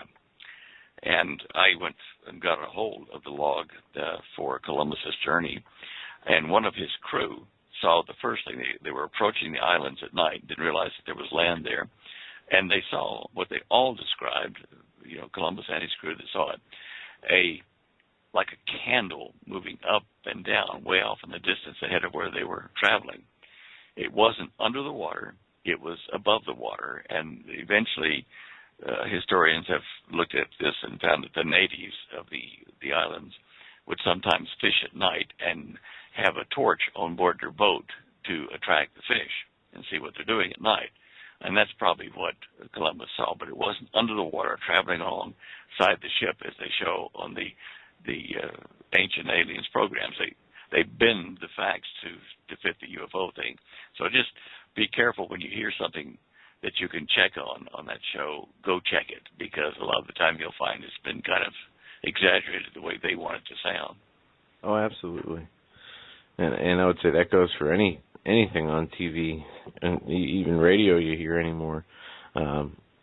It's interesting to me, especially with the ancient astronaut theorists, that they try to take biblical stories and accounts and historical stories and accounts and try to fit an alien agenda in there, denying the existence of God as being, some kind of silly, outlandish, old idea of man, yet at the same time proclaiming to believe there are artificial or other life forms, intelligent life forms that created us that we have no proof of, nor any information or literature from them. Yet we have a Bible from the Lord who explained everything, from the genealogies from the first man to Jesus to why things happened the way they did, the evidence of the flood even being supported by historians outside of the biblical context. Yet all that is denied and replaced with theories based on no evidence, information, and only wishful thinking. Yeah. Yeah, I know. Look, nobody died and left me in charge of interpreting prophecy, in these areas. But I am allowed to say that I think that I have an alternate viewpoint on a little part of what Hal Lindsey was talking about, as far as saying that the Antichrist, the Antichrist. I'm still trying to figure out which one it is in Daniel that we're speaking of, but either the first or second beast will rise to power with the help of an alien god, it says. And the alien god will give technology to the Antichrist or the false prophet at that point. And when he does, he will extract from the Antichrist lands, plural, and people in exchange. Now, as I understand what Hal Lindsey was saying in Late Great Planet Earth and afterwards in lectures, he was saying the Antichrist has to be Jewish because he's going to divide the land, singular, meaning the land of Israel. But it is plural, lands and people. So when you look at lands and people, it means a much bigger scenario than just Israel. It's going to be the planet. And portions of the planet of the nations will be given over to Satan and his minions for their own purposes. And I wouldn't be surprised, quite honestly, if humans weren't consumed as food by some of this nonsense that they have. It says that Satan is going to and fro in that time on the earth like a hungry lion. And I often wonder if it's like the Series B that was on TV in the 70s, where, the aliens were really secretly consuming human flesh. So it's spooky, but definitely it looks like a number of lands and peoples, rather than just Israel, will be portioned off to the alien God. And it does say alien. There's no mistake about that. So, Stan, do you find it interesting? This kind of segues into my question now.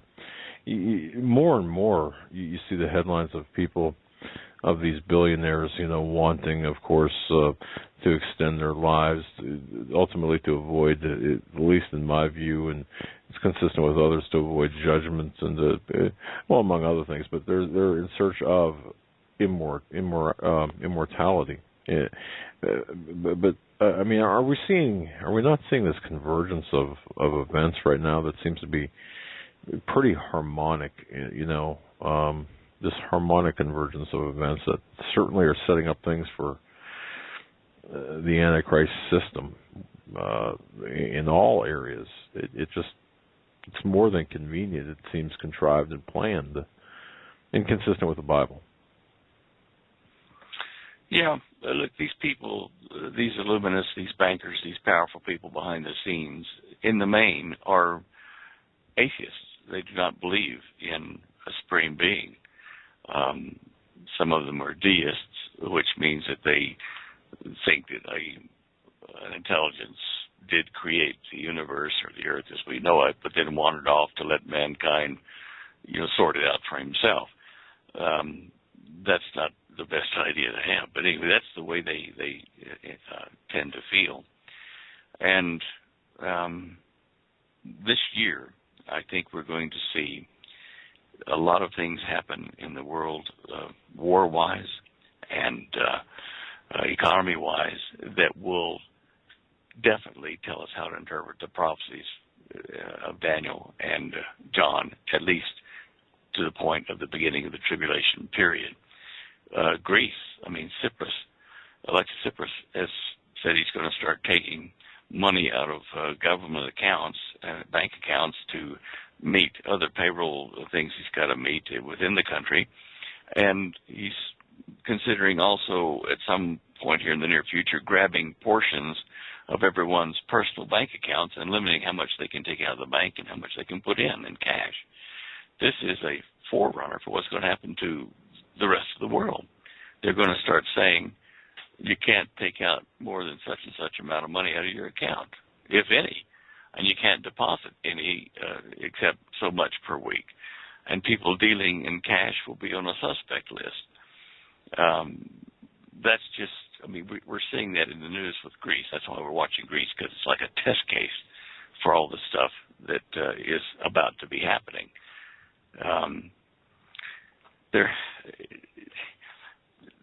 Daniel and the book of John, the Revelation of John, rather, have things in it that are cryptic, coded messages. For instance, about the Babylon, the great city that is destroyed in 1 hour and burned to the ground, that the city that sits on 7 hills. And then the merchants of the world pour ash on their heads and wail and moan that no one's there to buy their precious goods. So you'd think, well, okay, that's starting to sound like the city of Rome and perhaps the Vatican. But if you start checking on the internet and find out who the biggest importers are. You say the top 10 importers of goods, in the world. You'll find, of course, the United States is number one, and then let's say U.S. is number one, China is number two, and we're talking trillions of dollars, and then Germany and Japan, and then France next, and you get down to United Kingdom, number six. So the seventh, not the top, but the seventh highest importer of goods is Italy at $541 billion a year. So is the world going to get upset if Italy, or if the Vatican or if Rome is destroyed? Okay, they will get upset, but it's not going to end trading because, the majority of the trading is going to China and the United States at the moment anyway. So why do we say, interpreting, the Revelation of John, that the city, Babylon, is the Vatican or is Rome, when it's not the biggest one, by a long shot? So these are things that, I'm trying to, put into perspective so that we can understand accurately what the scriptures are saying, the prophecies, and we'll know about that as we get into the moment here in this year, and it'll clarify it. Can you hear those dogs in the background? I'm going to shoot Holly. She's up there stirring them up. We'll put them on the air. We love dogs. Yeah. Well, at the moment, it'd just be a lot of barking. Now, there is a Hebrew commentary on the Tanakh, the Hebrew Old Testament or Bible. It's called the Yalkut Shimoni, and basically it's an expanded version with commentaries by various rabbis who try to analyze the scriptures and in the prophetic writings as well as just the scripture being the writings of the Old Testament for the edification of people who haven't studied it all their lives or don't have the time to do it at all.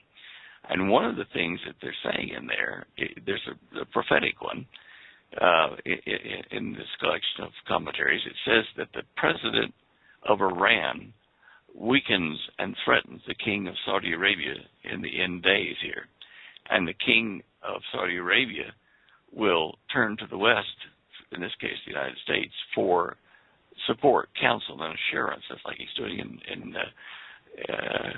at the moment in the United States against Iran. Then Iran starts World War III by blowing the heck out of stuff. Now these are stage 1, 2, and 3 of prophetic things that we find in the Yalkut Shimoni. So,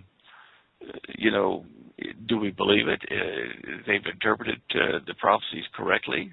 These guys are very learned, and they debate things between themselves for generations, trying to figure out about the prophetic things that affect their particular generation, in this case, our generation.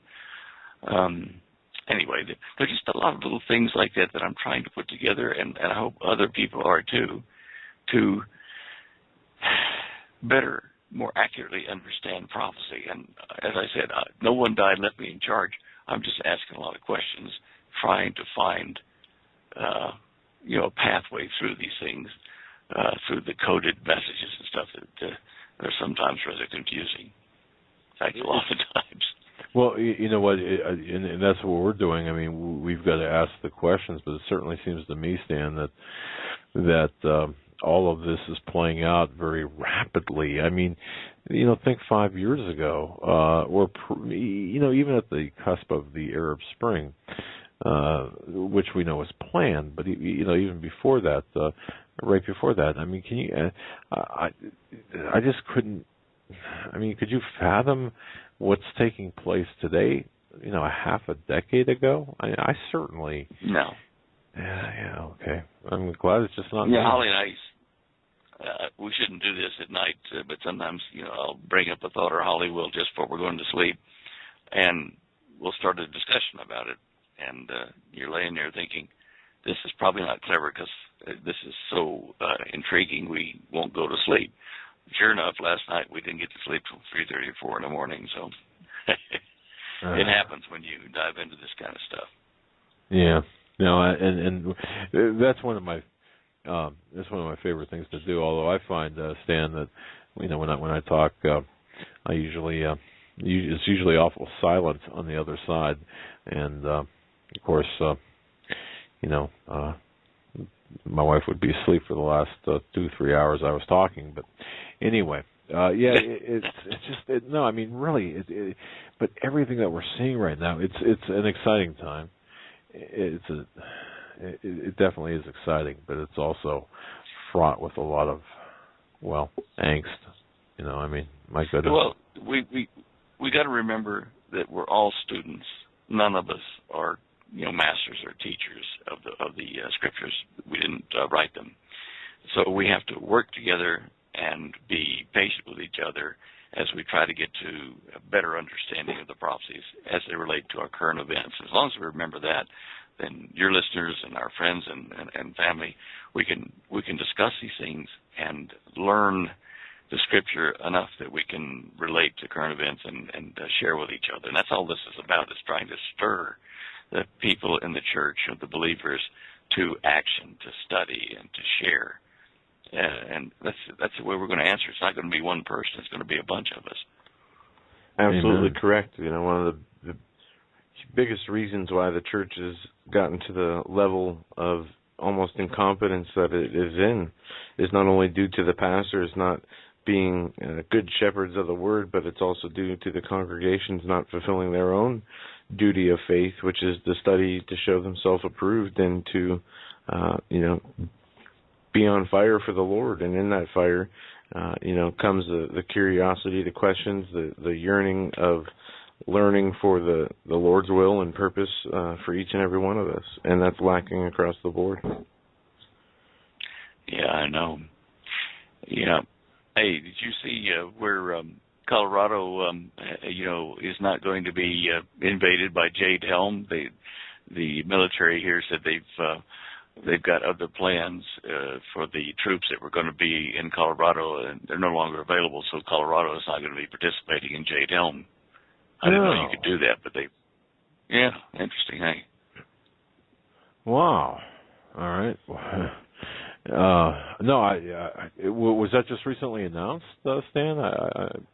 Yeah, let's see. That was announced the 8th of April. Okay. In Pentagon briefing, yeah. All right. Well, you know what, Stan? What do you make of Jade Helm? I mean, I'm really trying to really wrap my head around this whole mess. I mean, I don't thoughts? like it. I got to be. Well, I don't see any real logical reason for them to be doing this big of an operation here in the United States with Americans training for some overseas operation, because training here is training with people that are wealthier than the rest of the world on the average, eat regularly, have plenty of water, well, except for California, of course. But people here are not a good test, a good training ground for, the hills of Afghanistan or the deserts of Saudi Arabia, especially if you're going into the city. So it doesn't make sense. They are training these troops for dealing with people in America, in homes and businesses that are in America. There's just no question about it. It really is kind of borderline violation, in my opinion, of the posse comitatus.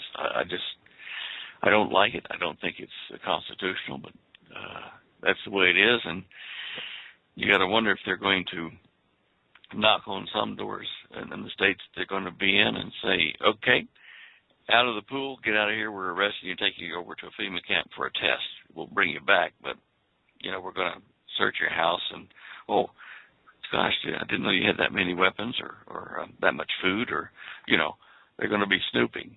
Whether they arrest people or not, there will be a lot of information, intelligence gained from this, and I don't think that's fair or constitutional either. Well, certainly, I do believe that what we've been seeing, at least in the run-up to this, is the insertion of for lack of a better term, spies into the, I'll say, patriot organizations, or the organizations where they feel that they need the physical intel or the human intel. And I think that that's been happening frequency, and I think that Jade Helm figures into this and factors into this. I just don't know exactly how. I wrote an article asking whether, could thinking out loud, so to speak, could Jade Helm be America's Operation Valkyrie? And not the movie, not the second part, not the tweaking of Valkyrie, but Valkyrie as a continuity of government exercise, preparation for the continuity of government, which I suspect at face it would be, but for a more specific purpose. Just thinking out loud, Yeah, it's definitely leaning toward martial law and training our troops for that. What I've seen already in some videos taken privately, of the troops in other states at the moment, National Guard and things like that are doing things, marching into towns. They're getting ready for the actual Jade Helm thing, but they haven't started yet. And it just, it underscores the fact that this is heading toward martial law and how to deal with people. I don't know why they're doing it with our American troops when the plan, it seems to me, would be to use foreign troops like United Nations troops so that they don't have relatives in the towns that they're going to take over and run under martial law. There'd be no risk with these foreign troops knowing people and bending the rules, whereas with our troops that are Americans, there's a chance that they'll know somebody and bend the rules for family or friends because of that. It would weaken the strength of the martial law in certain areas. So I don't know why they're doing that with our guys. It doesn't make sense as far as the logic behind everything else they seem to be doing. They're just, this year is just going to be interesting, to quote the Chinese philosopher. Interesting. Yeah, it just seems like we're living in a bizarro world at the moment. I know from the smallest of things, at least on a personal level, to the largest geopolitical events, it just seems like everything is really twisted. I mean, try to explain this, all of these events taking place. Did you get that email I sent with a link to that interview I did with Gary Stearman on the Garden of Eden? Yes, we did. Today? Yeah. Oh, okay, yes. That's the actual program that's going to go to air on the satellite on the 28th of this month, channel 376, I think it is, at 9 p.m. Eastern Standard. So if you want to see a little 30-minute interview between discussion between Gary and myself in his new studio there in Oklahoma City, tune in. We're not selling anything. Well, I guess they are. They're selling copies of my book or the DVD, but the actual lecture and stuff comes out over the air for free, the 30-minute discussion we had, and cover some points that I didn't cover in the lecture to start with. So tune in and watch it. It's they're back on air again. And later, let's see, what's this, April, May, June sometime, I'll be doing a 30-minute show on Solomon and the Antichrist, things we've talked about here, but it'll be a similar type interview with Gary. We've already filmed it, just don't know what day it's coming out yet. But the 28th of this month, the Prophecy Watchers TV show on 376 on the Direct TV, and that's at a week 9 from today. p.m. Yeah. Okay, 9 p.m. Oh, that's right. Actually, it's going to start. It'll start when you go to air. Let's see, 9 Eastern, 7. Yeah, it'll be when we're normally doing our shows when it'll start. So you just have to record it or something. Fantastic. Well, I look forward to watching it, absolutely, and appreciate the advanced sending it to us. Advanced copy of that. Fantastic indeed. All right. The Garden of Eden, that whole series, and I just want to tell folks, even in anticipation in the run up to the video, to your interview, man, the audio that you did with the Garden of Eden, people are still commenting on that and still saying what a fantastic presentation that was. So I can't wait to see it. But wow. Yeah. Well, it's good to be able to talk with people like Gary and Bob Ulrich is a partner in that over there about these things. It's new discovery, and of course they've got L.A. Marzulli, and they've got a number of other pastors or evangelicals that have books and give lectures that are being interviewed on their show, and you can go and see it now. ProphecyWatchers.com and click on their video section, and there's a heap of it. They're on YouTube as well as on their site. So they're very high resolution, high quality interviews, and a lot of, I've been watching them. I've been finding some really neat stuff, just listening to these other guys talk from their perspective on various things that, like you and I talk about.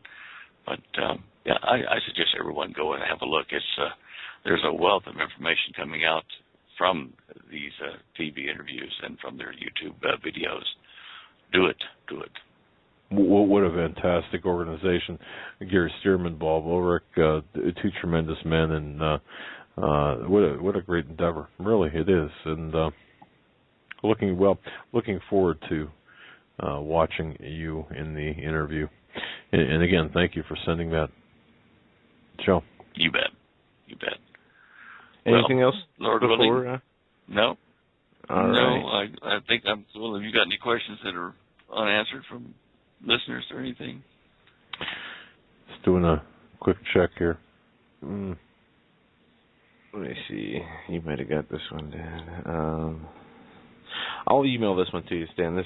We don't want to get into this now, but the listener does want to talk about astrophysics, so I'm going to forward this to you, and yeah, you can check that out. Like discussion, I can tell already.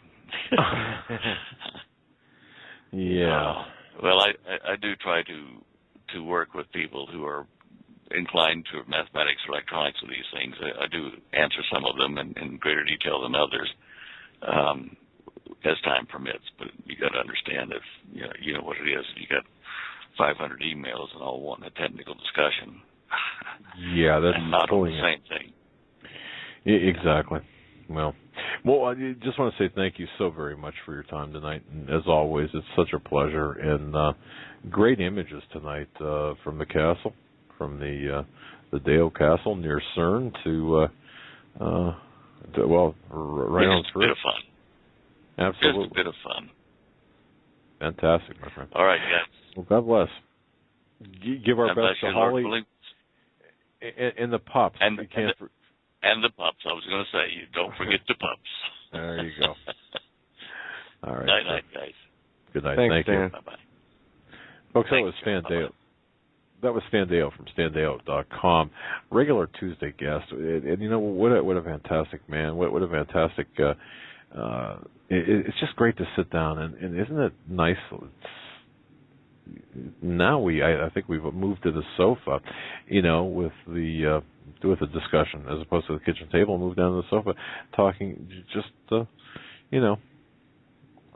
about events, serious but casual. Absolutely. We're going to take our top of the hour break. We're going to come back with your phone calls at 661-244-9839. 661-244-9839. Remember to press 1 after you get on the line. And we have a number of calls lined up already. But get in line. We'd like to hear from new callers. We'll also be hitting news and finishing up on this Tuesday, April 21st, 2015. Stan Deyo just joined us, so if you joined us late, go back and listen to that. Tomorrow, Bob Fletcher. Welcome back, ladies and gentlemen, to the Hagmann Hagmann Report on this, the 21st day of April 2015. Once again, I just want to say happy birthday to my very lovely bride, my wife. Thank you for all that you do, and you've got all of my love. And like I said, the angels sang on the day you were born, so thank you so much. I want to hit this. Yesterday this came out. Dick Morris, Obama sneaking in unrestricted immigration in TPA trade deal. Folks, very important headline, very important to understand what's behind this. Political commentator Dick Morris is talking about the Trans-Pacific Partnership, TPA, fast track being supported by many Republicans. And as we said before, it doesn't matter. Republican, Democrat, does not matter anymore. It's just one party, and the only thing we need to know is that we're not in it. Okay, we're not a part of that elite class, the globalists. But this is a provision that's built into this TPA that is allowing for the free flow of workers between countries. And this is really what this is a backdoor immigration, or unrestricted. It's a backdoor to unrestricted immigration, to be precise. And look, we need to take some action. And, and I know, folks, I know people say it's too late, it's over, it's done with. But you know what? The way I look at it is, where there's life, there's hope. If you're still sucking air, we still have that hope. And even more importantly, we've got that duty. You've got oral arguments coming up at the Supreme Court over homosexual marriages. That's probably a done deal. I think we're safe to say we know how that's going to play out. But you know what? It's our duty, it's our responsibility to say, not in my name. And even if it doesn't matter, you got to speak up and speak out and say no. No. And it's the same way with the TPA. And hold these sociopaths accountable. TPA? TSA. TPA. TPA. TPA, the Trans-Pacific Partnership. Oh, yeah. Did you wink out there for a while? Part of what you were saying. Well, what were you, snoozing or reading. What? Oh, okay. See what I have to put up with, ladies and gentlemen. Okay. Heavenly. Okay, but the bottom line is this.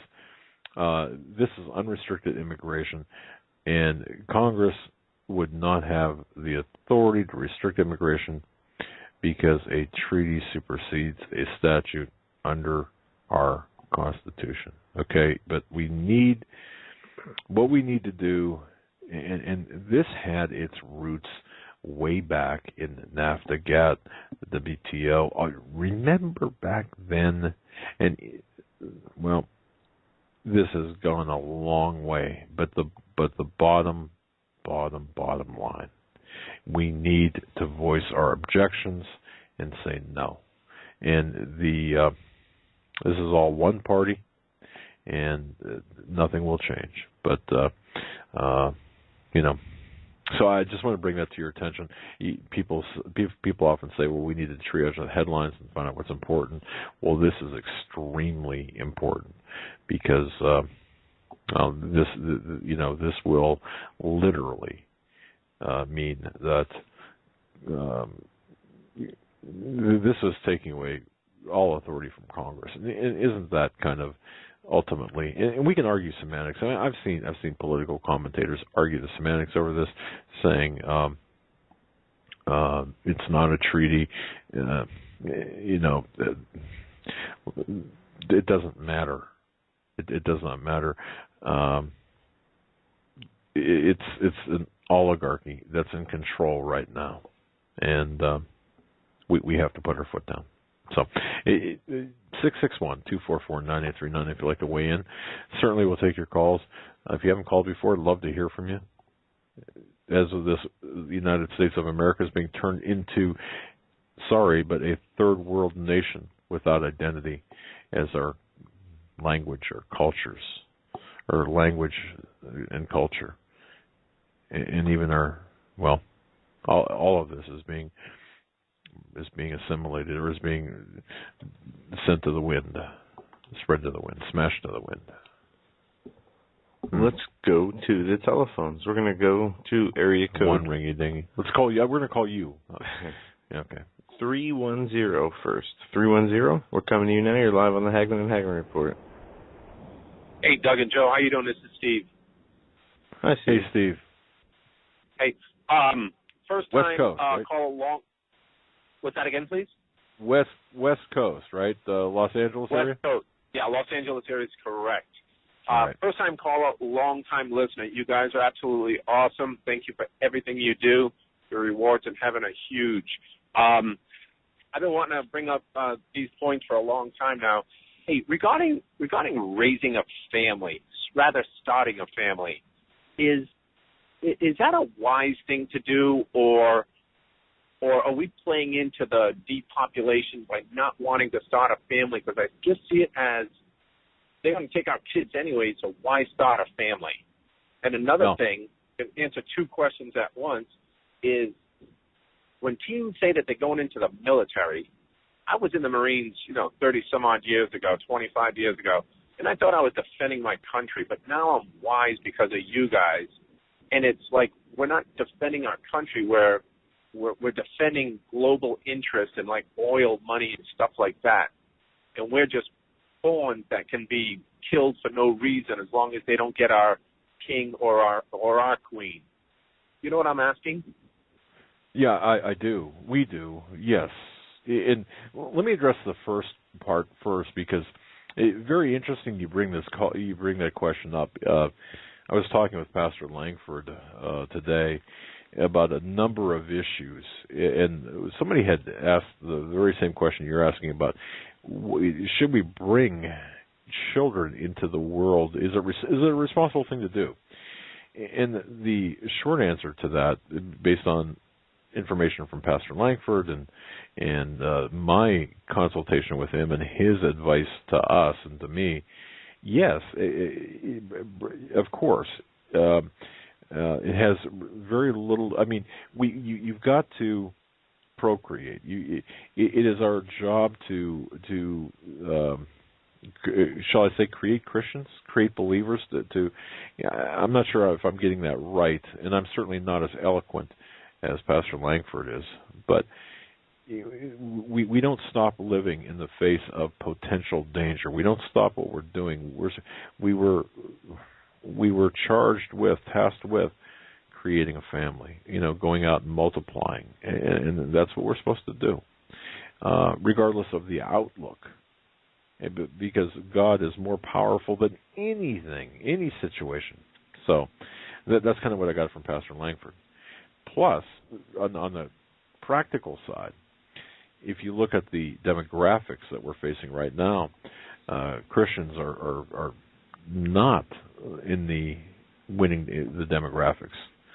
So practically, it's a good thing to do, and spiritually, it is a task that we are appointed to do. At least that's what I got out from the conversation with Pastor Lankford. Now, about your other question, haven't we all been there? Yeah. You look back and you think, well, what in the world was I doing? I was helping the globalists basically by putting my life on the line and, doing what I was doing. But did you know it back then? I mean, not at all. There you go. But were you acting? Was your heart right? Were you acting in good faith? Of course you were. But now you know. Yeah. But are you any less of a man or a hero? Absolutely not. I don't believe that. I mean, I think anyone who has served their country valiantly under the charge of protecting this country or stopping, regardless of how it sounds, stopping the spread of communism and acting with a good heart, with a pure heart in that, yeah, I believe you're doing the right thing. And you're a hero and you should be treated as one. It's my view. Oh, yeah, my question was, when teens say they want to join the military, now that I'm wise, I may say, your heart is in the right place, but here's what you're going to be doing in the military. You're not really going to be defending mom and dad back here in the States. You're going to be doing this for the Bushes and the Clintons and the globalists. You know what? I'm trying to wake up the teens. Yeah, it's a different question. I'm going to kick it over to Joe because he's closer in age. But the different question only because of your knowledge, but also it's a pretty hostile environment for Christians in the military. Absolutely. Yep. Bibles have been removed, from many branches in the military. Even the biblical inscriptions on certain sniper rifles have been ordered to be taken off. It is an anti-Christian, hostile environment for military personnel who are of the Christian faith. Agree. Hey, two more quick points. I appreciate and I like it when you guys have quick calls to get more people on. But Jim Garrow, I always used to like listening to that guy. Is he still within reach of giving us some good information? As well as, listen to this question. You guys always say, boy, time flies. I feel that time flies. Ted Broer always says about other dimensions. Are there things out there that can speed up time, like out of our realm, but it's a kind of difficult question to ask. We feel it, but we don't see it. Time is flying by. Is that another dimension that the bad guys can speed up? If I can take a moment to answer this question, I had a conversation with a gentleman who is pretty high up in the intelligence venue, okay? And he said, we were just talking one day, and somewhat out of the blue, he said, people talk about how the various presidents, for example, obviously age a little bit faster than the average person, or at least it's more noticeable. And I said, yeah, well, okay, some might attribute that to stress, but I think it's the specific age that they're elected and they, they serve. I mean, I think there's a lot of variables in there, but he countered back to me this, and this is what I'll leave you with to ponder, and the people to ponder. Can you imagine this? Imagine being the leader of the free world, or one of the most important people. We'll say there's dozens of them, and having someone put you in a room that has the characteristics of being able to stop time, or for you to download a whole bunch of information. Where, in other words, you walk into that room, it's Monday at 9 o'clock, but to you, when you walk out of that room at Monday at 10 o'clock, okay. But to you, it's it's about 6 months later, okay. And imagine doing that several times a month or several times a year. Just something to think about. Is that possible? I mean, is that even possible? Well, it was bandied about by someone in the intelligence arena that knows that there's different things out there. So, I think time and dimensions can be manipulated, and I think they are being manipulated. Yeah, I remember you saying that a couple months back. And one quick thing, then I'll get off. I like hearing other people speak and ask questions. Jim Garrow, if you guys could get him back, I sure would like to have us catch up to date on what he's been doing and what he has for us as well. Okay, all right. We'll see what we can do on that. I appreciate that. You guys are absolutely awesome. God bless you guys. Thanks, buddy. God bless you too. Thanks for the call. Have a great night. Bye. All right. Great caller. Moving right along here. We're going to go to area code 561 next. 561, we're coming to you. You're live on the Hagmann Hagmann Report. Hey. Hello, this Florida. is Phil McKenzie from Palm Beach. That's right. Go ahead. No, the Gold Coast, right? Or wait, I'm on the wrong side. Go ahead. Yeah, the other side. I was just calling to say two things. The first thing about abortion, I still get people arguing with me about it. I don't really get into it with them, but that's a term that was made up around, I think it was the 3rd century BC, as it was an Egyptian thing for depopulation tactics, sometimes sacraments. Anyways, the next thing, I listen to Dan Duval every week, and he had this guy, Francis B. on, and he talked about Phil Botha receives Christ as Lord. And Phil Botha was a high priest, they call him Magus, in South America. And he gets into 28 doctrines of demons that just expounds on regular day, everyday things that people use, like astrology or lucky charms or superstitions or things of that nature. And that it's specific doctrines to deceive people and lead them away from Christ, taught to maguses or high priests for centuries. It blew my mind when I heard him. So I got his book. Okay. All right. Well, okay. You mentioned two things. You mentioned abortion and then the what would you call it? The demons, I guess, or the.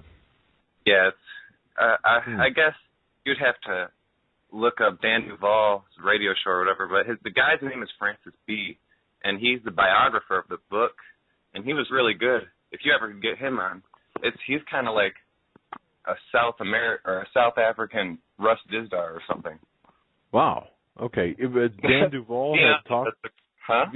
Did you say Dan Duvall? Yeah. He did say Dan Duvall, and I guess that was a guest on his show.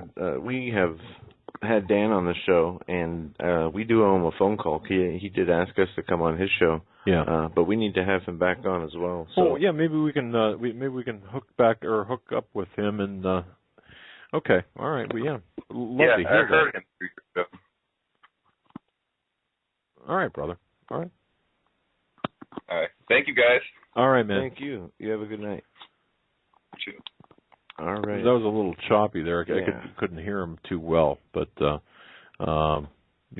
okay. Okay, let's see. Area code 210.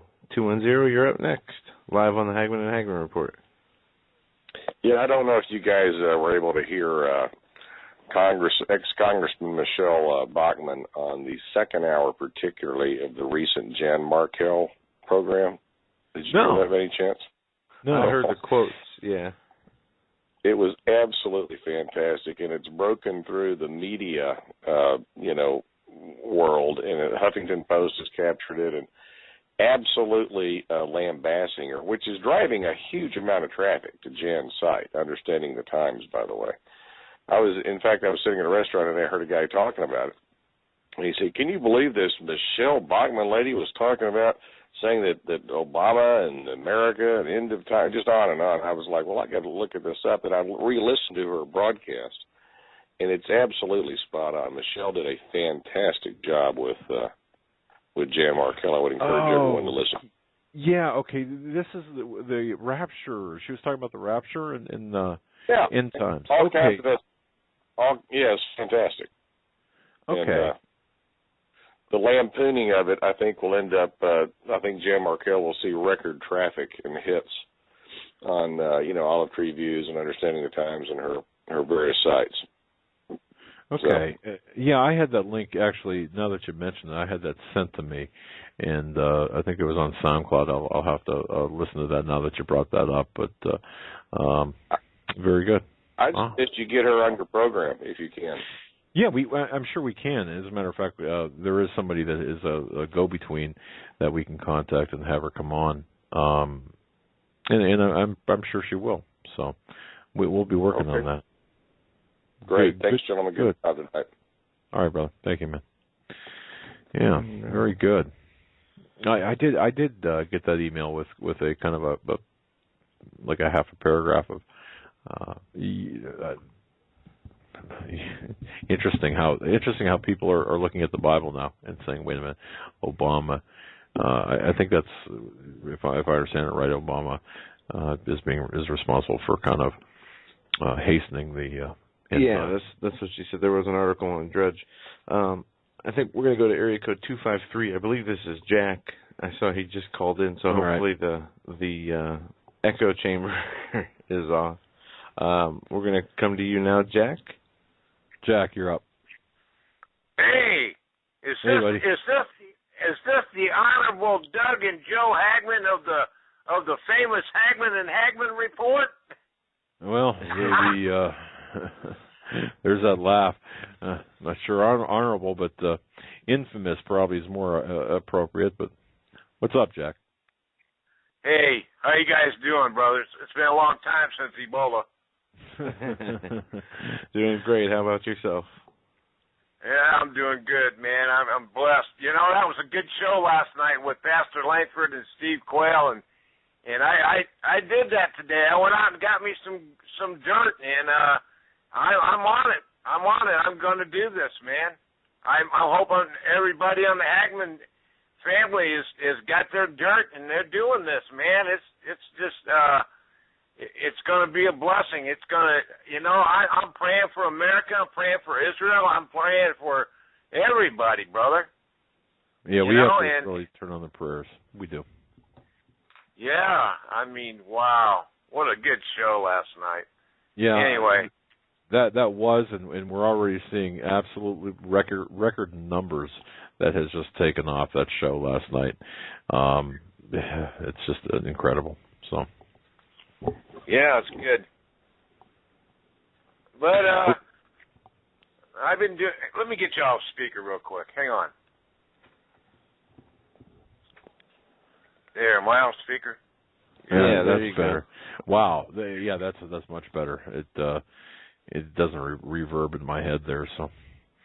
Yeah, it wasn't mine too. Okay.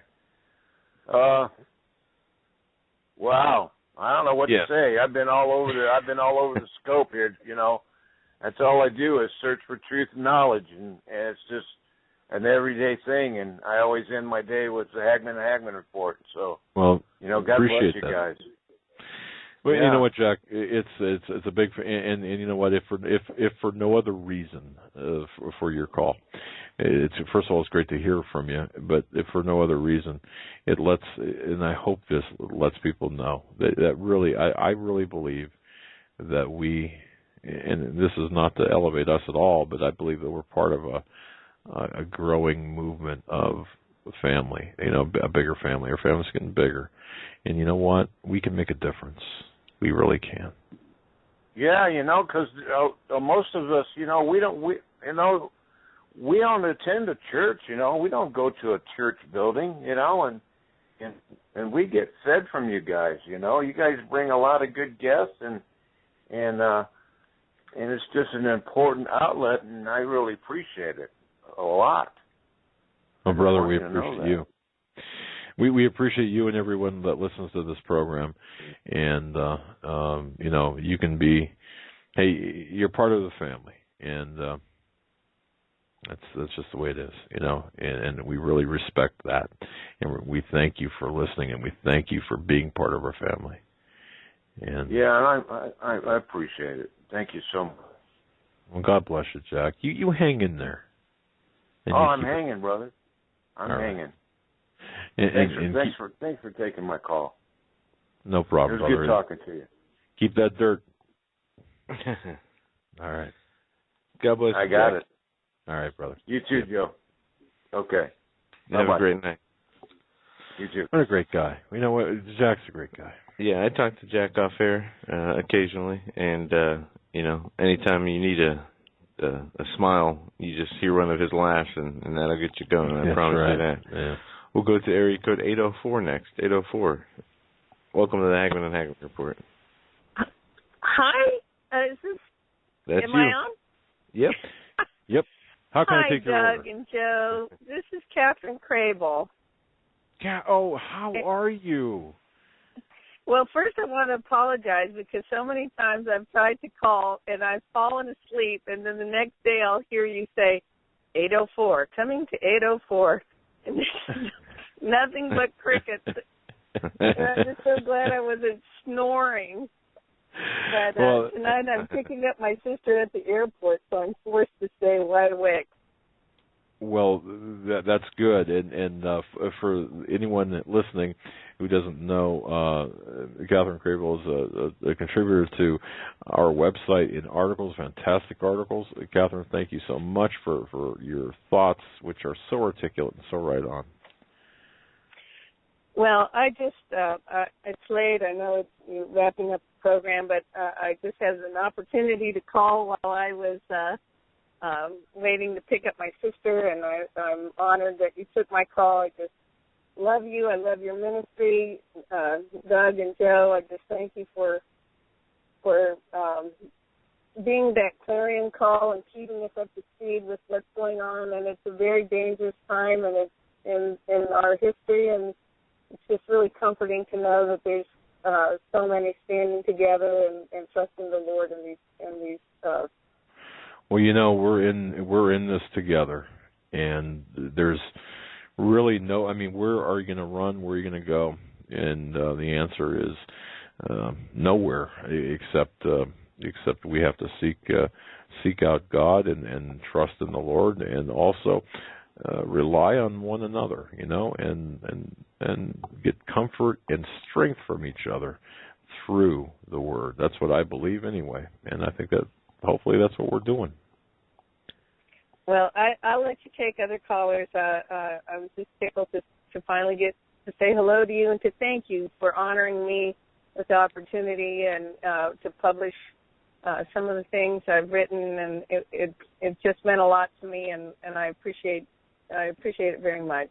Well, you're a fantastic, and I mean a fantastic writer, 100% right on the money and any time. And thank you for your contributions. All right. Well, you guys be blessed. We'll talk to you any other night that I could possibly stay up this long. All right. Have a good night. Thank Thanks you so for the much. call. God bless you. And careful. Watch for low-flying aircraft. Will do. All right. Bye. Have a good night. All right. Excellent call. Yeah, she's a great lady, really. And we've got so many people that are so. I don't know. Just so happy to have the members of our audience that we do. About 5 minutes left. One more call. 315. 315. 315. You're our last caller for the evening. Let's close this out. Finger Lake. Hey, Doctor. Can you hear me okay? Yes, we can. Okay. I got something very interesting about this Planet X. This information didn't come from the Internet, from a private source that works in the government. And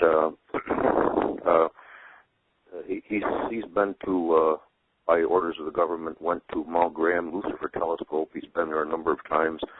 And just recently he spent 3 days down there, and he's got 3 pictures. I haven't seen him. My friend hasn't seen him either. It's his contact, and my friend is not interested in the things that we're interested in.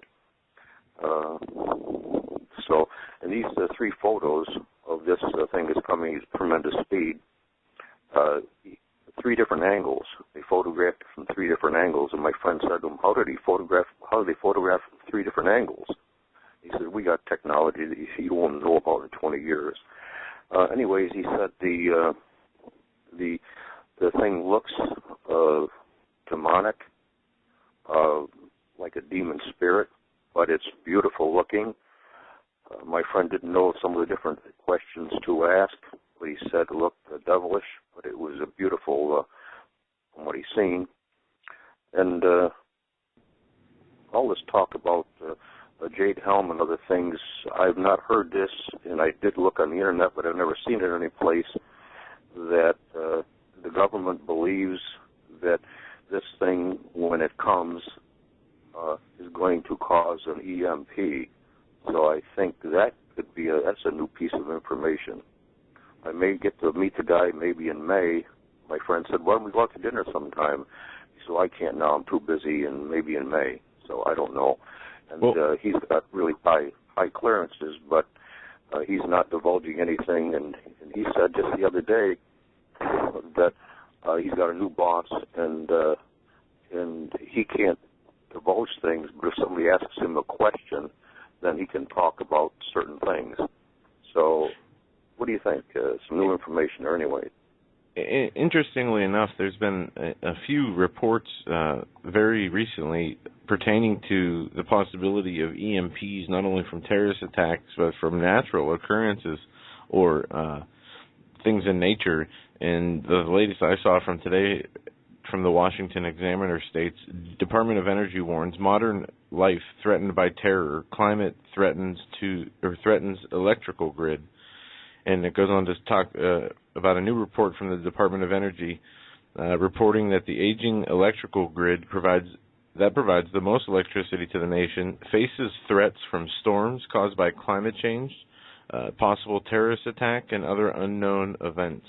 And this is, like I said, today is the latest. This is the latest article I've seen on a number of different articles pertaining to an uptick of EMP-related stories.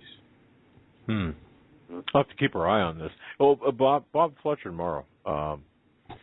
it's something that we can certainly query him about. Yeah. All right. It would be nice. It'd be nice to see those photos and know what he's seen. He spent 3 days there, and it's not the first time. He's known us about since 1992, and they've been there a number of times, and he's never seen anything like this. So it'll be nice to meet the fella, but I'm sure he's not going to spill his guts to me or anybody because he knows better. But the thing that might cause an EMP was quite interesting, I thought. That would be, in my view, the worst of all case scenarios would be a massive EMP or an EMP. 1 year after an EMP, where they say 90% of all life would be dead, or humans would be dead. Yeah, I mean that would to me would just be. Well, I wonder if this thing causes an EMP, would it be worldwide? I don't think so. It might. Depends on what side is exposed when it does maybe cause that electrical impulse and problems. Thank you very much. Yeah. Well, God bless you, my friend. Thank you very much for the call. We're up against the close of the program. Appreciate that, and we'll talk to Mr. Fletcher about that tomorrow as well, because he's got some information about that. But we're going to follow through with that, indeed. And appreciate that bit of information. Thank you. All right. Bye-bye. Have a great night. All right. Well, ladies and gentlemen, you've done it. You've invested 3 hours. We hope that the 3 hours that you did spend this evening with us, we hope that you've gotten a lot out of it.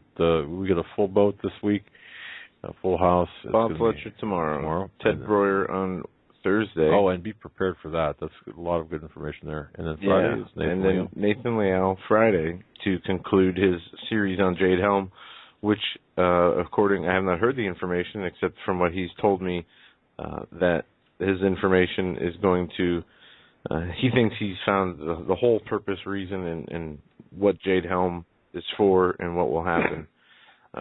So looking forward to that very much so. Absolutely. As he's done a few previous shows on Jade Helm, this will be the third and final one. Yeah, and his website is linked off of our website as well, as is Ted Brewer's. Folks. Yeah, TedHealthMasters.com. Yeah. Nathan Watchman's Cry. That's right. And I just want a heartfelt thank you to everyone who has stayed with us and been with us, and I don't know, just a heartfelt thank you to everybody. Well, until tomorrow, stay safe. God bless. Have a great night. We'll be back with Bob Fletcher.